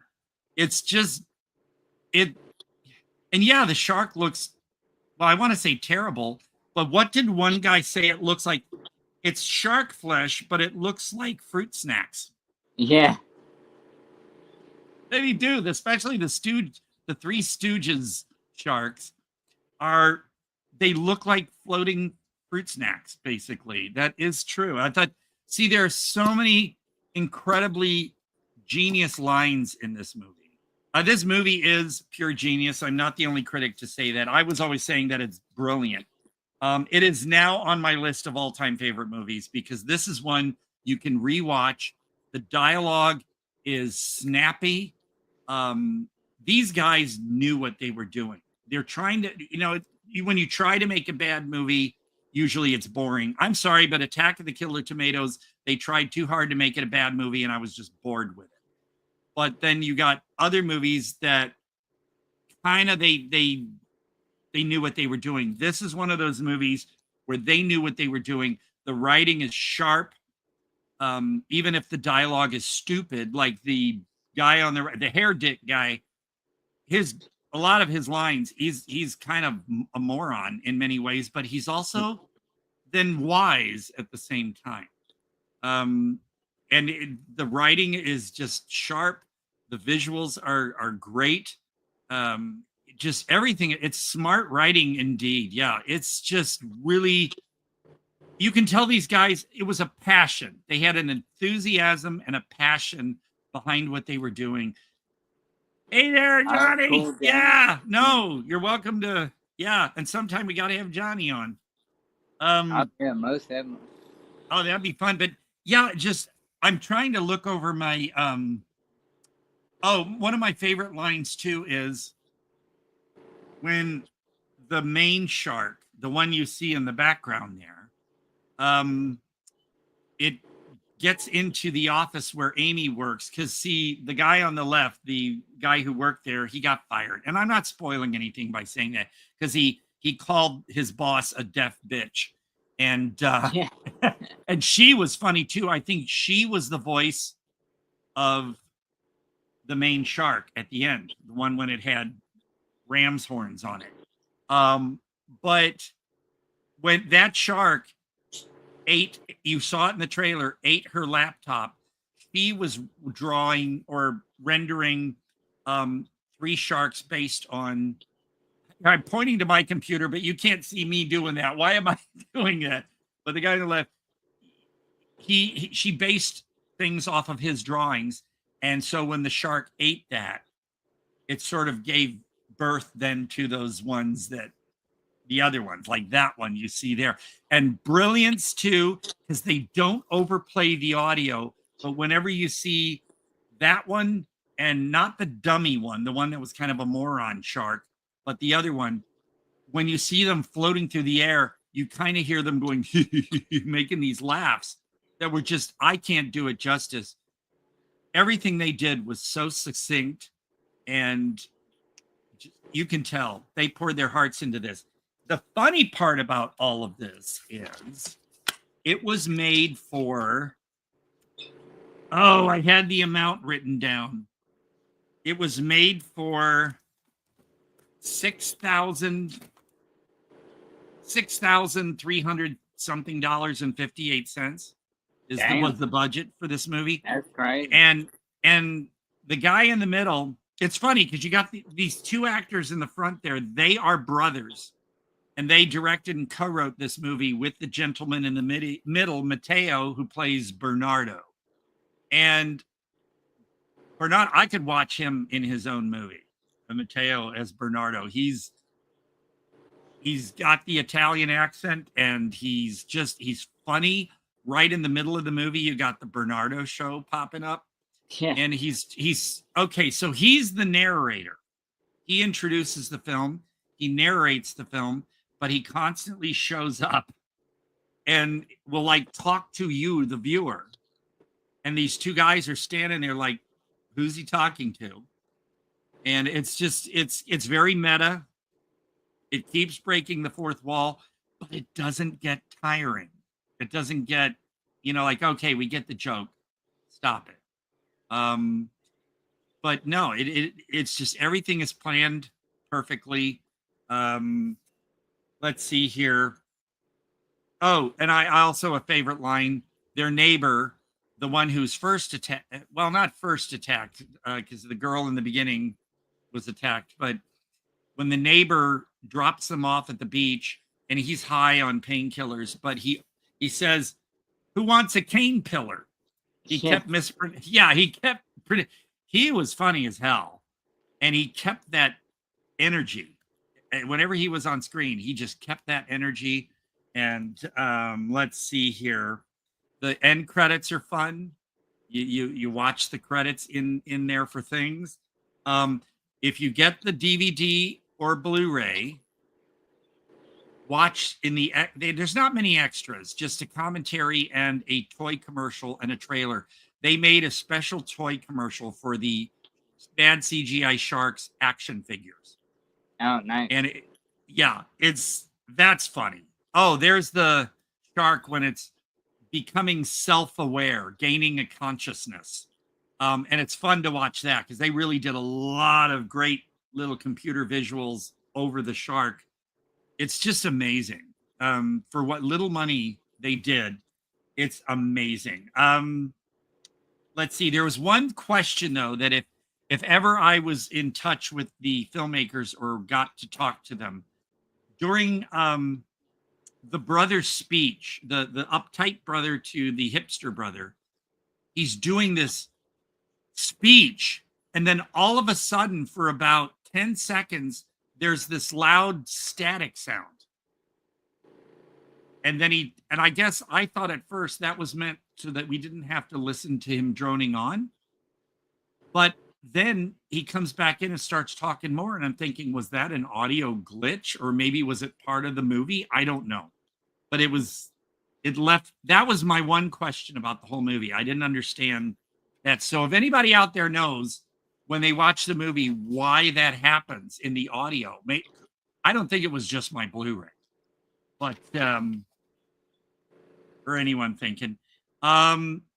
So okay, Matthew is the younger brother, but he's the one who works in the shop, and I'm trying to remember. Jason is the one with the hair dick. Yeah. And now that, so people understand it. The music, the score is great. It's got a synth score, of course, but it's never overused. You know how some keep repeating the same stuff over and over. Great use of music. The songs are fun. Especially the song over the end credits. And it's just the sound mix, everything. If I wear headphones when I watch movies, and this movie is fun with headphones. It really is. Otherwise, yeah, so watch out. There is a gratuitous shot of titties, but I will say it's not what you think. Yeah. That really caught me off guard too. Oh, they made it for $6,257.34. That's not bad. That's fucking great. Considering. Yeah, and I will say this, I will take it out of context so people they'll have to watch it to get it, but Jason utters the line nipple magic. Yeah. I love writing down little words or phrases I hear in movies, and it just but no, it's in a way, even though they had more of I want to say a slick presentation, to me this kind of took me back to Ryan Harrison, who I got to meet at the premiere of Once and Future Smash. He did a movie he starred in called Ninja Badass. And Jack, did you get to see that one? Yeah. This movie reminded me of that enthusiasm. I mean, Ninja Badass was made for, I don't know how much the budget was, but Ryan, he knew what he was doing.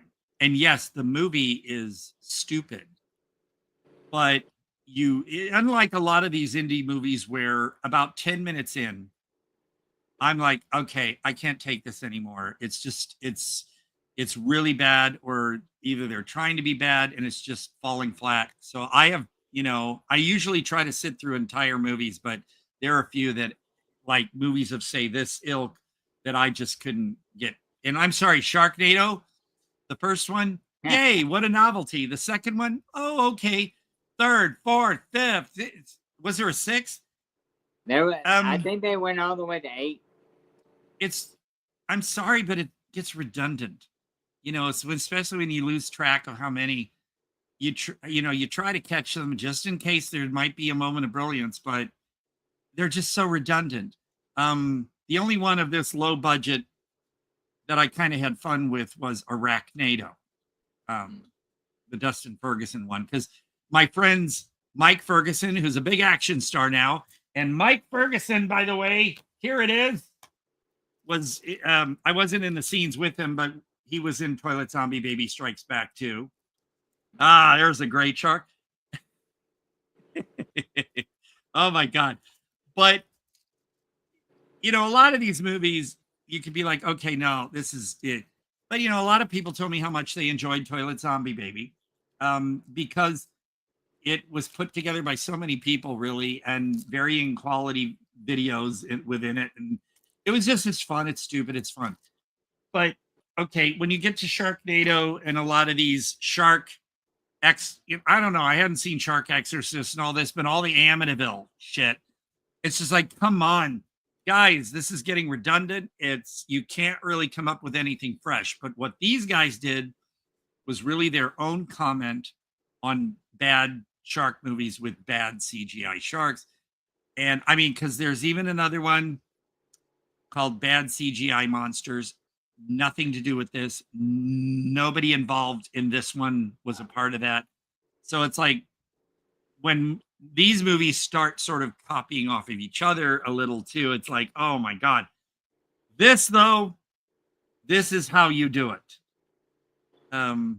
Yeah. You know, actually, what okay. I'm so sad she's gone. Madeline Deering managed to pull off something fun with Bathtub Shark Attack.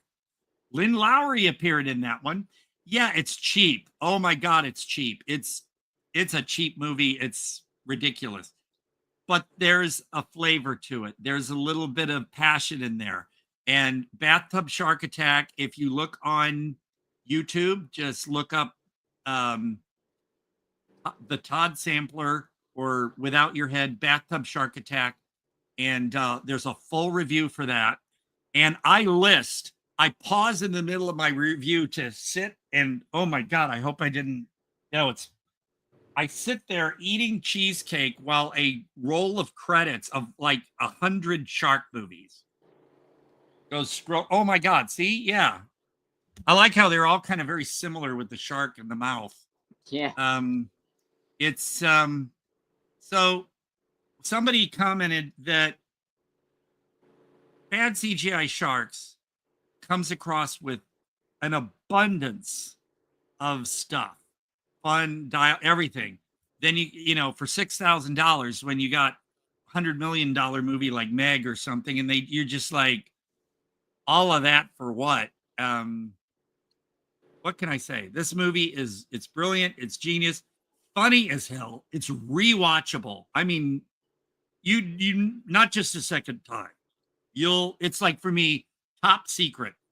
I could watch that movie over and over and over, and it never bores me. Also, here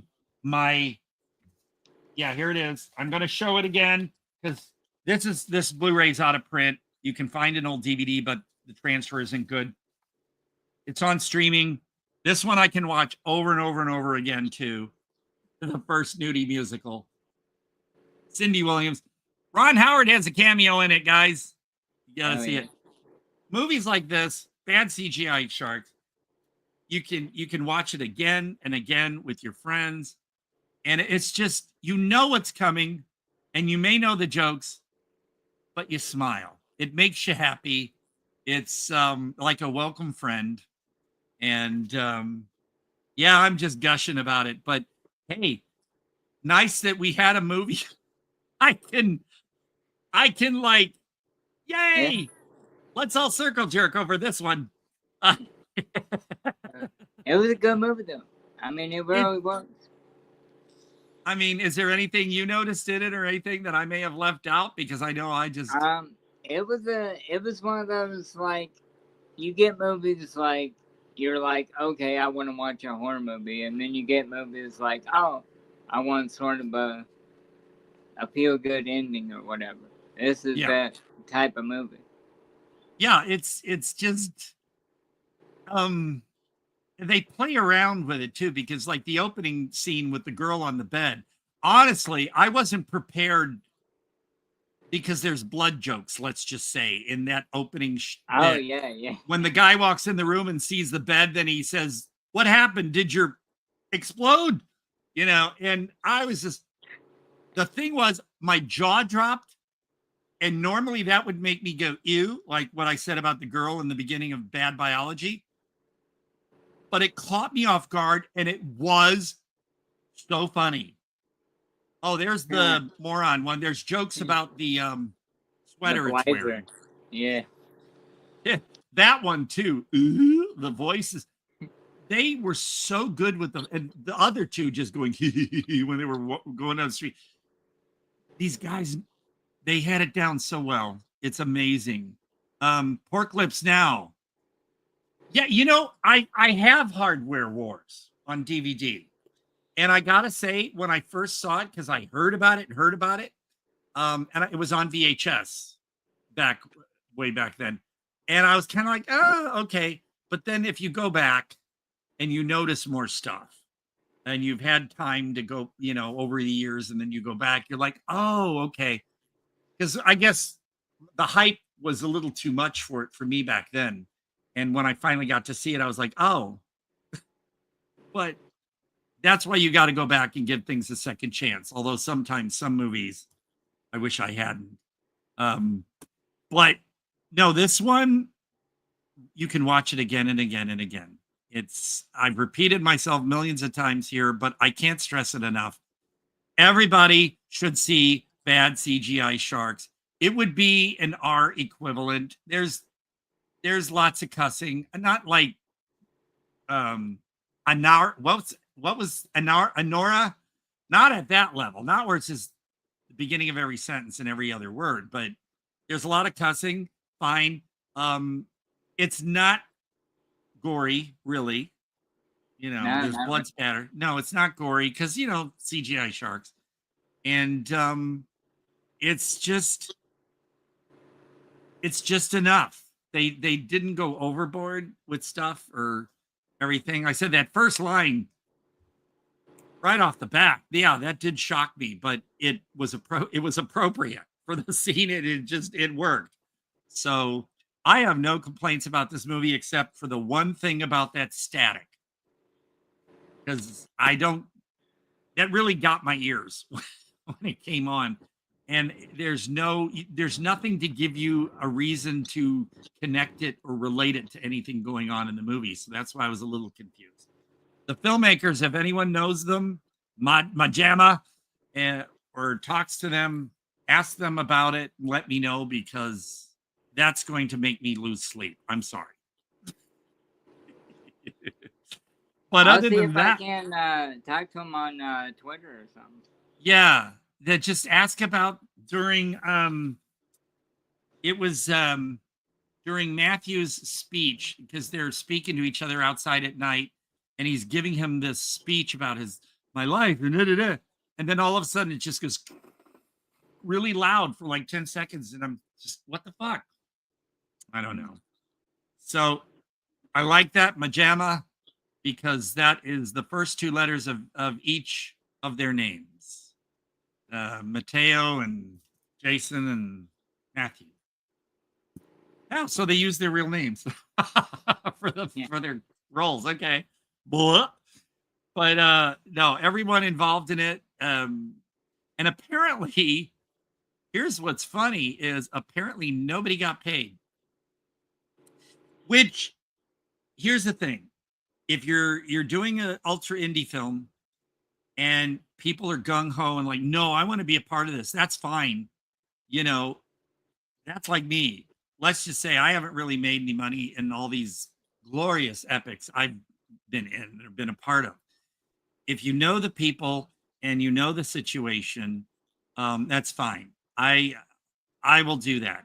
Anymore, I have to tell filmmakers, they send me things. Oh, we're doing perks for this movie. If you want to be in this scene or you want to do this or that, it's like $200. I'm like, folks, I can't do that anymore.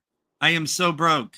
I can barely afford what yummy little things I, able to get. But so two people I remember specifically. Atai Guberman, I will shout out to you. He's runs a film website, and he makes films as well.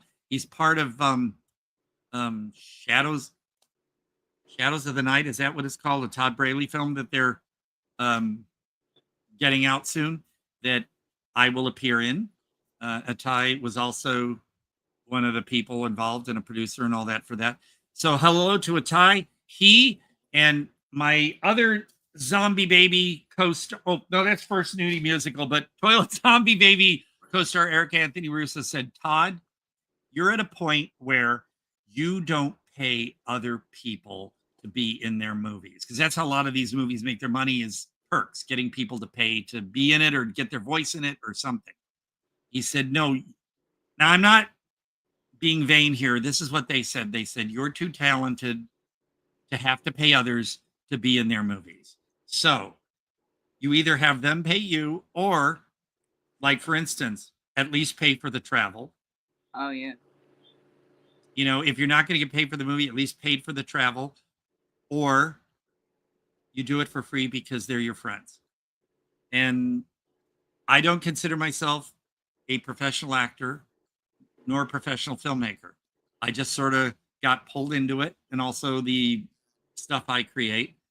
And like I said, my short film, This Is How, I was shocked when Darkside Releasing asked if they could put it on Jason Impey's Tortured 1 and 2 Blu-ray and DVD. So a lot of this stuff keeps happening by accident to me. Although now, you know, other filmmakers and Bill Whedon are telling people, I want Todd. So, okay. Yeah. Hey, everybody. I'm happy to do it. I just can't afford to throw a ton of money at you. Our Man Funk, I was so sad that, you know, like I said, I got debt, man. Thank you, pandemic. Everyone has volunteered for Curse of the Gut. Yeah. And I would, if I didn't have to make my payments like I'm doing, I would have had a lot of money saved up so I could say, well, hey, I'll fly out or something. They wanted me to be in Our Man Funk, but there was no budget to fly me out to, where is it, Boston or something, or New York where they shot it? Yeah, so and I mean, well, you're involved in that. What am I saying? Jack, you're so important, and I keep not giving you all the credit. But they still haven't had me do it yet, but apparently for their post-production, I'm going to do a voice. That is, in a way, here's a teaser, kind of in relation to kind of like the voice I did in the current version of Phallacies, I would think. So, yeah, I wanted to be in that, but I will be, my voice at least. So let's hope that the Nursing Home Dracula and or the Gonzo Geezer Gorefest will, because like I said, I'll try to save up some if I can, but I can't do much. But yeah, filmmakers, that's my point. You want me, help me out a little. I can't really, I mean, I'll bring cheesecake.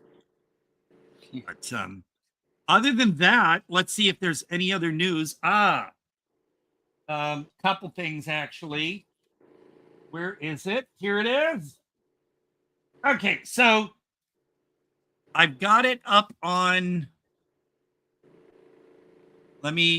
I'm bringing up another screen on top of this one so I can get the dates.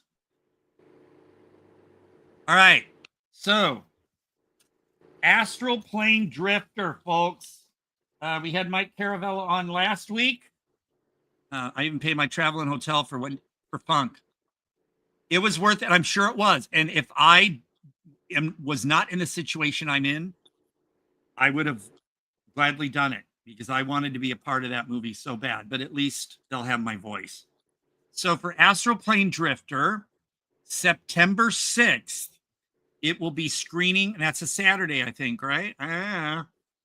September 6th in Oneota, New York, at the Cannabis Festival. Whoops. Nice. Yeah. The Cannabis Festival, it's screening there. And then, okay, yeah, here it is. Yeah, September 6th at the Cannabis Culture Film Festival. They're showing Big Lebowski on Friday and then Astral Plane Drifter on Saturday. Nice. August 29th, any of our international friends, August 29th at the BUT or BUT Film Festival. It's screening in the Netherlands. And the film has won seven awards, 6 more nominations. 4 of them are Best Feature awards that it won. So I'm pumping this movie, man. I mean, it's not got a wide release. It's just doing screenings at the moment. And then if you go to the Astral Plane Drifter web store, like for instance, I got an autographed photo of Mike the Drifter, and you can get, you know, hats and t-shirts and stickers.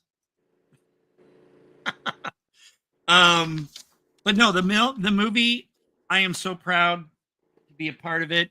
Like I said, my parts are not huge, but the one character is really important. So Astral Plane Drifter, folks. And then I am really, really, really pissed that the theater by me did not get the new Toxic Avenger.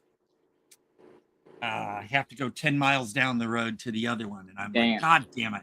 So this I got from the Beyond Fest at the Aero Theater in Los Angeles, October 2023. So yeah, folks, I saw this 2 years ago. And when I said I'm not sure if the version I saw was different, a friend of mine that I went with for that saw it the other day here and said he didn't really see any difference. So it may. Yes, there we go. My hair's a mess. I had it pulled back. That's me in my hippie dick shirt with director. Here I'm pointing again. You can't see my finger in front of my screen. Macon Blair, the director of, and Macon Blair is famous for Blue Ruin, and he also had a part in Oppenheimer, but I'm not a fan of that movie. It was like to me it was like a long college lecture with tits in it. So there we are again. He's chatting with me. Oh, my hair looks better. I like my beard in there. Wow. Yeah, we were just chatting while he's autographing, and he did something that really blew my mind. I was in the front row, and the place was sold out. Yay, there I am at the Aero Theater. And they put a rope on either side between the front row. So afterwards, after the Q&A, people wouldn't come all rushing down and lining up to get an autograph or something. So a lucky few of us that were in the front row got to approach Blair, Macon Blair afterwards. And after, I'm just kind of standing there being quiet. And then after my friend, I think, got an autograph and walked away, Macon looks at me and goes, "Hi, what's your name?" Nice. And I just stood there going, I didn't realize he was going to be that friendly. He was friendly through the whole Q&A and everything, but he asked my name, and he's such a decent guy. He's really cool. He's so nice. And for those of you who want to see my review here on YouTube, look for the Todd Sampler Toxic Avenger 2023, or through the Without Your Head channel horror podcast. I did like a half-hour review where it's, like a variety show. I have my own touch, and I have clips of Macon Blair that I taped, and an hour and a half. Johnny, it's worth it. I know some people are diehard original Toxic Avenger fans. That's fine. I have said it, and I even said it in my review. Folks, watch my review. Macon Blair thanked me for my review. He liked it. I'm not a huge fan of the original. I mean, I can watch it, but my problem too was the dry hump rape scene. Oh yeah, the taco place. I mean, there weren't children present, I'm sure, when they shot it, but it would cut to families kind of like, oh, and I thought that, I don't know. I'm not a Puritan. I am by no means a conservative nor a right winger or anything. Trust me. I've been naked everywhere and I cuss a lot. So it's just that I don't find rape that funny. And he was just dry humping her. It was obvious there wasn't, but it just, I don't know. So there is the restaurant scene in the new Toxic Avenger, but it's not rapey, except for, I guess it involves a bad guy and what everyone calls butt guts. But Johnny, the drive is worth it. I think the movie, the remake, not because it's slicker, not because it has a bigger budget and bigger stars. It just spoke to me more because it, as Macon said, and in a clip I used, the film has laughs, gore, horror, but there's heart in it. This new Toxic Avenger has heart. And that I picked up on right away, and that's what I appreciated. I think the movie's fabulous. I'm definitely going to buy it when it's out on Blu-ray or 4K, whatever they're going to do with it. because Macon Blair said, I hope they do put it out on physical media. It's a great movie. Loads of fun. Everybody go see it. We had the one photo too, and it says 2023 on it. They had a thing set up where you can get your photo. What? You could get your photo taken. And so I lifted my beard so I could get my hippie dick shirt view. And everybody was like, what is that? So I probably sold sold some more shirts after that, because the guy from Legendary Pictures, which I don't know if Legendary has anything to do with it anymore, because they handed it over. Apparently they didn't know how to market it or something. So the movie sat on the shelf for 2 years. But a Legendary suit there was talking to me, and he just loved the shirt. He was asking about it, and Macon liked the shirt. Physical media in October. Excellent. Thank you, Johnny. Boy, I'm glad, Johnny, you popped in. You're really informing me a lot here. No, the movie, it's just so much fun. And I know Neil, I'm not knocking Neil, but Neil said he wasn't too impressed with the transformation scene.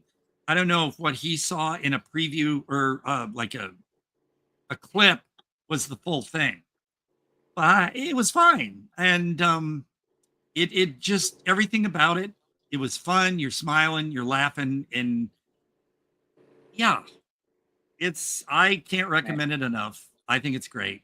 And so you said you haven't seen it yet. Yeah, I'm going to. I'm gonna try to today. If I can't today, I'm gonna wait for the matinee prices to drop a little bit. Yeah, I think I might go with a friend of mine to see it. But here's the thing. Oh, thank you, Johnny. You reminded me again. There are diehard fans. I saw one reviewer who said it just can't live up to the original. I'm sorry, but there's some people that just want to hold something against things that they hold dear. They don't want to hear. Yeah, a lot of remakes, I don't get the word reboot really. But a lot of remakes and sequels and shit. Yeah, they're like, why? Okay, why did they make a My Bloody Valentine remake, except for maybe having that one gal run around for 10 minutes naked? Friday the 13th remake, Black Christmas remake. They're worthless. I guess because they think younger audiences want to see young people and want to see a new movie with young people. And I'm like, fuck that. This is why the originals are classics. Ah, nice scene there. No, the original Toxic Avenger, it's okay. And I don't diss anyone for loving that movie so much. I'm about it. But this one, yeah, this is one I'll want to own, and I'm sure I'll watch it over and over. Everyone's great in it. I think Peter Dinklage as a choice was amazing. Kevin Bacon is relishing his evil role in it. He's been killing it as villains all over the place. He was Beverly Hills Cop 4. He was in that. He was in something else too. Well, I remember Macon mentioned that when he approached Kevin Bacon about it, Kevin Bacon was like, "Oh, I got to play another bad guy or something," and Macon said, "Yeah, but it's a stupid bad guy," and Kevin Bacon was like, "I'm in." And then of course Elijah Wood, when his name appeared in the credits in the beginning, and when he first appeared on the screen, the audience just cheered. Everyone loves Elijah Wood. He's so influential now because he has that what's the name of his production company? He helped get movies like The Greasy Strangler. Stuff out there. I know who you're talking about. I've tried. What's his company? I'm sorry, but no, Elijah Woods turned out to be a really important person in especially the indie horror film community. There we go. No, I just thought, so for people complaining about things about this new Toxic Avenger, I think they're just trying to somehow stand by and defend the original, but it shouldn't be a problem because Lloyd Kaufman, doesn't Lloyd appear in this? In the Yeah, new one? he has a cameo. Yeah. in this. He has a cameo. He's one of the producers. He gave it the go-ahead and the blessing. So, I mean, I may not always agree with Lloyd, just like, you know, I have huge issues with Roger Corman. but yeah, I mean, I'm not a huge fan of a lot of Troma's original stuff. I'm more of a fan of their acquisitions. No, there's some that I know they had their hand in, like Death by Temptation. I love that one. But a lot of their stuff, like Cannibal the Musical, Killer Condom, Rabid Grannies, those were all acquisitions. But some of the stuff, I'm sorry, but like the Terra Firma and the Poultrygeist and even the Classic Ducat, I mean, and those were from my time. You know, I was in college when some originals and stuff, and should have liked them more, but I just kind of, and I love low budget. I love low budget, but I don't know. Maybe one day I'll like them more, but yeah, new Toxic Avenger. Yes, all the way. Can't recommend it enough. Astral Plane Drifter. Everybody keep checking the website at the bottom. It lists for screenings and where you can get tickets. And I'm trying to think if there's anything else that's very important. Oh yes, everyone go to Vinegar Syndrome and get your Sergeant Kabuki Man. It's a 4K and Blu-ray. It's got the director's cut as well as the PG-13. And it's a great package with a book and everything. It's just fun. It's worth it. And you get the interview with Bill Wheaton. Yes. And that way you can also love the t-shirt he's wearing because it's me and Bill. And that t-shirt you can also get at the Without Your Head page on TeePublic. So get a Hippie Dick shirt, get a Sirloin and Dr. Zoomis t-shirt, and make me be the envy of all your friends. Oh, yeah. Otherwise, I mean, I guess unless there's anything else important that I haven't mentioned that you guys want to bring up, and what next week? Who do I have a listing? Do you remember who we might have on next week? Let me see here. Let me go. I'll go to, okay, documents. Todd Jaeger Experience. Okay. So, September 7th, White Gardenia is going to be, well, I'll have to double check with him, but I gave you the link to stuff for him. Yep. Right? Yep. Okay. Yes, and I just had to dig through it. Well, wait, just so I remember, were you given a link to one feature or more? Because let's see. I'll get back in touch with him and ask him if there was something other than the Bible one.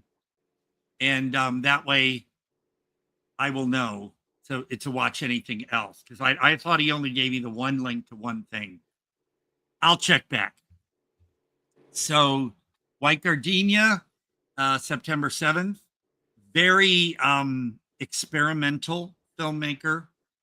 So if you like, to me, he would have been perfect for making underground films in the 70s. You know, like George Kuchar and the others. He would have been perfect there.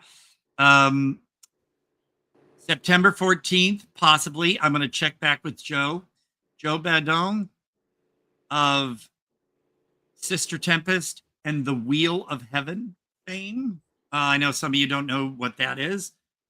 His movies are mind-blowing because I told Joe, I said, I'd like to have lunch with you and just know what's going on in your head, because Wheel of Heaven especially is layered and circled and one actress plays all these different roles, and the continuity. Oh my God. I did a review for Wheel of Heaven. It's on the Todd Sampler on YouTube. So look up Todd Sampler, Wheel of Heaven. I did a really weird review for it. I'm not kidding you, folks. It is like a weird, trippy variety show, the whole thing. So you got to see it. And then, so hopefully Joe Badon on September 14th. We'll see. September 21st. So the gentleman from Tortured. He'll be on This is the not 28th. the 28th. Okay. So for people who understand, if you're familiar with Jason Impey's work out of England, Tortured is not the same Tortured as the one we're talking about now. So that's the 28th. I will change that. I will click the cursor so I know to change that. Yeah, he's actually at whatever festival Trauma is going to be at during the 21st, I believe. And by the way, folks, as Mike mentioned last week, Astroplane Drifter was given a Trauma Award by Lloyd Kaufman. So, yeah, good stuff. Now, what I'll do is I'll also talk with, since we don't have anyone planned for the 21st, and if we don't, that's fine. We got lots of shit to talk about constantly. But I'll talk to my friend Adam Freeman, because he said he'd be happy to come on. He did a movie called Deadly Dealings that is available. I think Wild Eye is or has released it out now. He also released it personally on Blu-ray. Deadly Dealings. Now when I talked about not throwing money at people anymore, I know Adam, and I'm executive producer of Deadly Dealings. One of like three. Deadly Dealings is very giallo colored. He's very, very an expert on deep pinks and purples and blues and stuff. It's just visually amazing for such a low budget movie. And it's a fun movie. And he also it's not out yet. He's doing post on the remake of Scream Dream. Donald Farmer did the movie way back when. And this is kind of a remake of that. Of course, again, color drenched in that style. As far as being a part of that, I think my name's in the thank yous on that one. But again, I was when he was funding that one, I was in that state last year where I had that weird financial fiasco that cut more than half my income, and I was freaking out. So I couldn't really throw a lot of money at that. But yeah, so let's say then September 7th, we are planning on White Gardenia. If anyone's familiar with White, yeah, just that'll be fun. And then Joe Badon, hopefully on the 14th. And as for the 21st, I'll ask if Adam wants to join in. Otherwise, we'll just have fun. And the 28th, the gentleman's name again, do you remember, for Tortured? I'll have to look it up. I should have put it on my list here, but I forgot. So I'm sorry to the filmmakers of Tortured that I can't remember the name at the moment. But Tortured, where can people see Tortured right now in case they want to watch it ahead of time? I think on Tubi. Tubi? I think on okay. Tubi. It might be on Amazon Prime too. Okay. So if it's free on Tubi, then you got the ads, but okay. But yeah, that's so people look up Tortured. I think there's only one movie called Tortured on Tubi, I guess. You don't want to get a whole bunch of them. You can hope. But yeah, that would be kind of bad if people watched the wrong thing and then didn't know what we were talking about. So yeah, let's that's just all what we got planned. Otherwise, like I said, I never realized we were going to have guests. I just thought we were going to I love that bird. I thought we were just going to have, well, let's talk about this movie and then other shit going on. Oh, yeah. But then we got who was our first guest again? It was dude about oh no, I've got it right in front of me. It was actually Gorilla. Was our first interview. Yeah, Gorilla Metropolitana. Oh yeah, we ran Benefactress.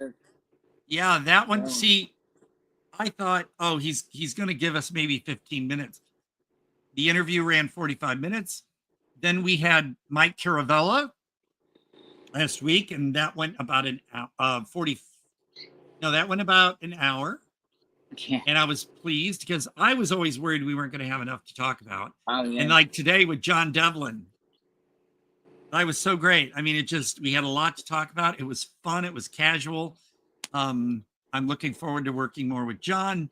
And so who knows where it all goes. And we'll just have fun with all that. So let's see. I don't have a lot of other news. All my little fun things here I could save for another show. So unless you or Chris has anything we want everyone to know about, folks, you can find, of course, here on Sundays, 2 p.m. Eastern, 1 p.m. Central, 11 a.m. Pacific, wherever else you are in the Midwest where those time zones sometimes work or don't. I don't know. Colorado, it's noon. So. Noon, okay.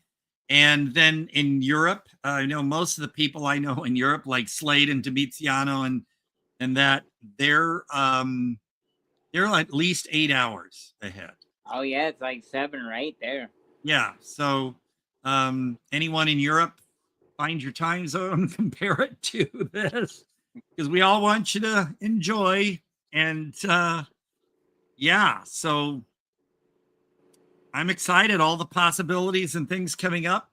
And I just am grateful again to everyone tuning in, because this turned out to be a lot more than I expected it was going to be. You guys tricked me. Hey, you want to be on our podcast? Yeah, okay. Then I see the Todd Jaeger Experience. What? I said, no, I'm fine with that. Oh, yeah. And everybody tuning in and making your comments.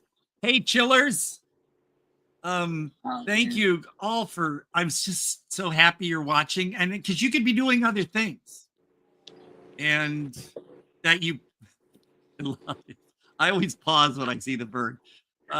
You guys could be doing other things, and that you take the time out and just hear me just blather on and stuff. I appreciate it. And it's like, I guess of Sally Field when she said, "You like me, you really like me." Oh shit, you bring tons of charisma and charisma.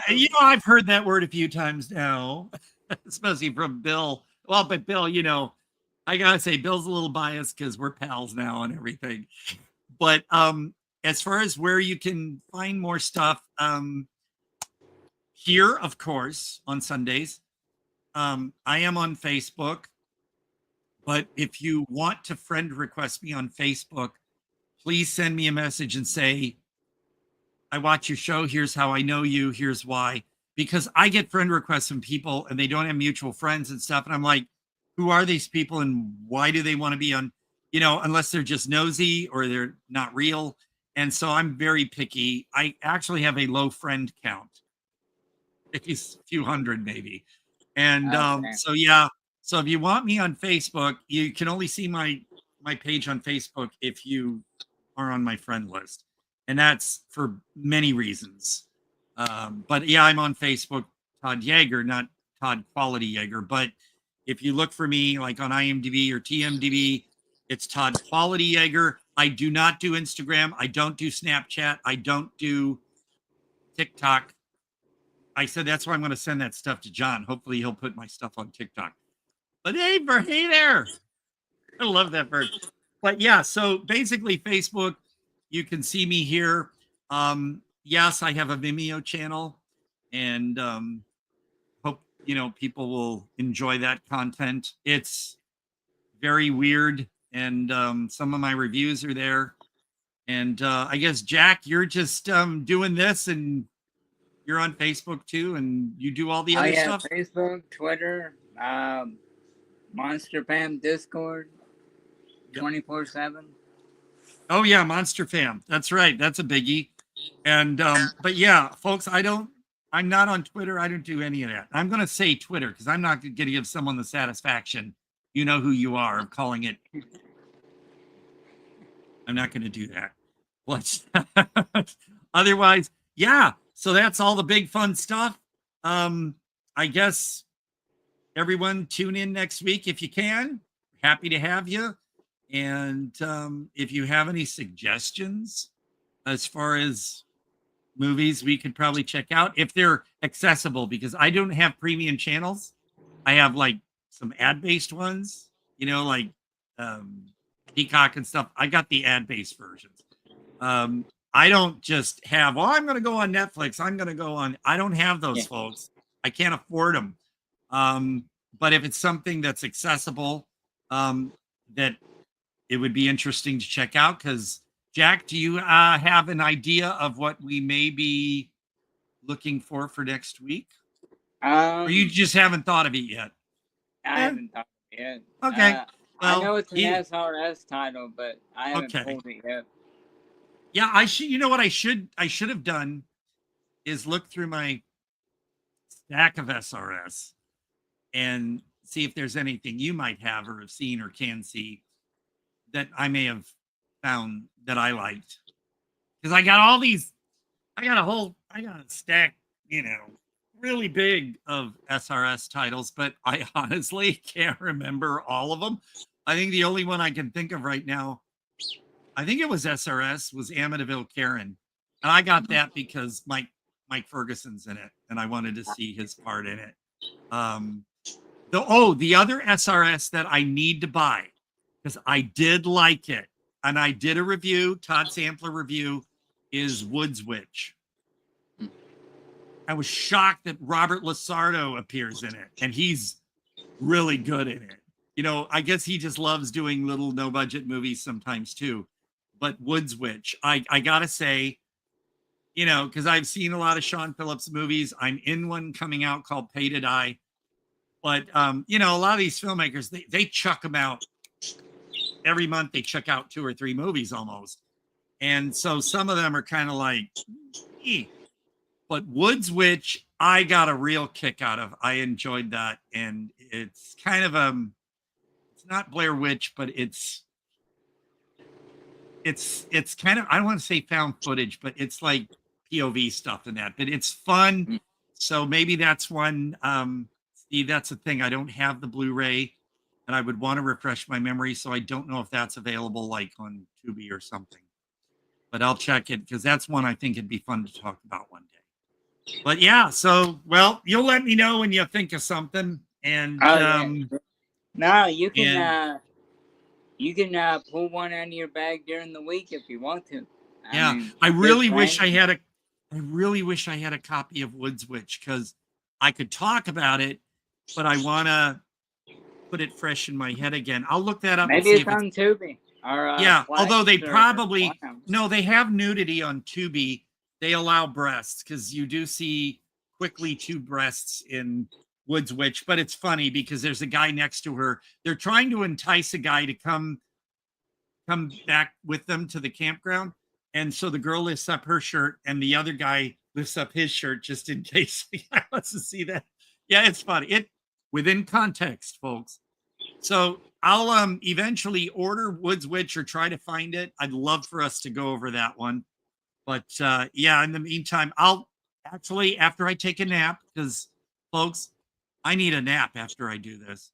I'll look it up and see if it's accessible. So other than that, I guess, you know, I could go on for another hour, but we're going to give people a break. So, no, again, thanks everybody. It really means a lot that you share your time with us because there are so many podcasts. There's so many things, so much internet, everything out there. You choose to be here. And I just, you know, wish I could give you all some cheesecake, man. Cheesecake. Hell yeah. Always got to get that in. But no, thanks much. And I guess we can wrap it up today because this one ran almost as long as last week. Yeah. But, you know, as long as you guys don't have anything to do, I'm cool with that. I don't mean to hold everybody up, but and I know I should stop apologizing for myself. I think Bill virtually smacked me and was like, stop apologizing. So yeah, folks, deal with it. Okay. Well, then, I don't know if Chris has something to cue us up or if he just cuts us off. I think we can just cut it off, maybe. Okay. Well, Chris, whenever you're ready, thank you, Chris, too. Thank you, Captain. Oh, yeah. Cartoon. He's a big help. Oh, my God. Without Chris, because I don't know how to do this shit. I don't know how to do it. Shouldn't.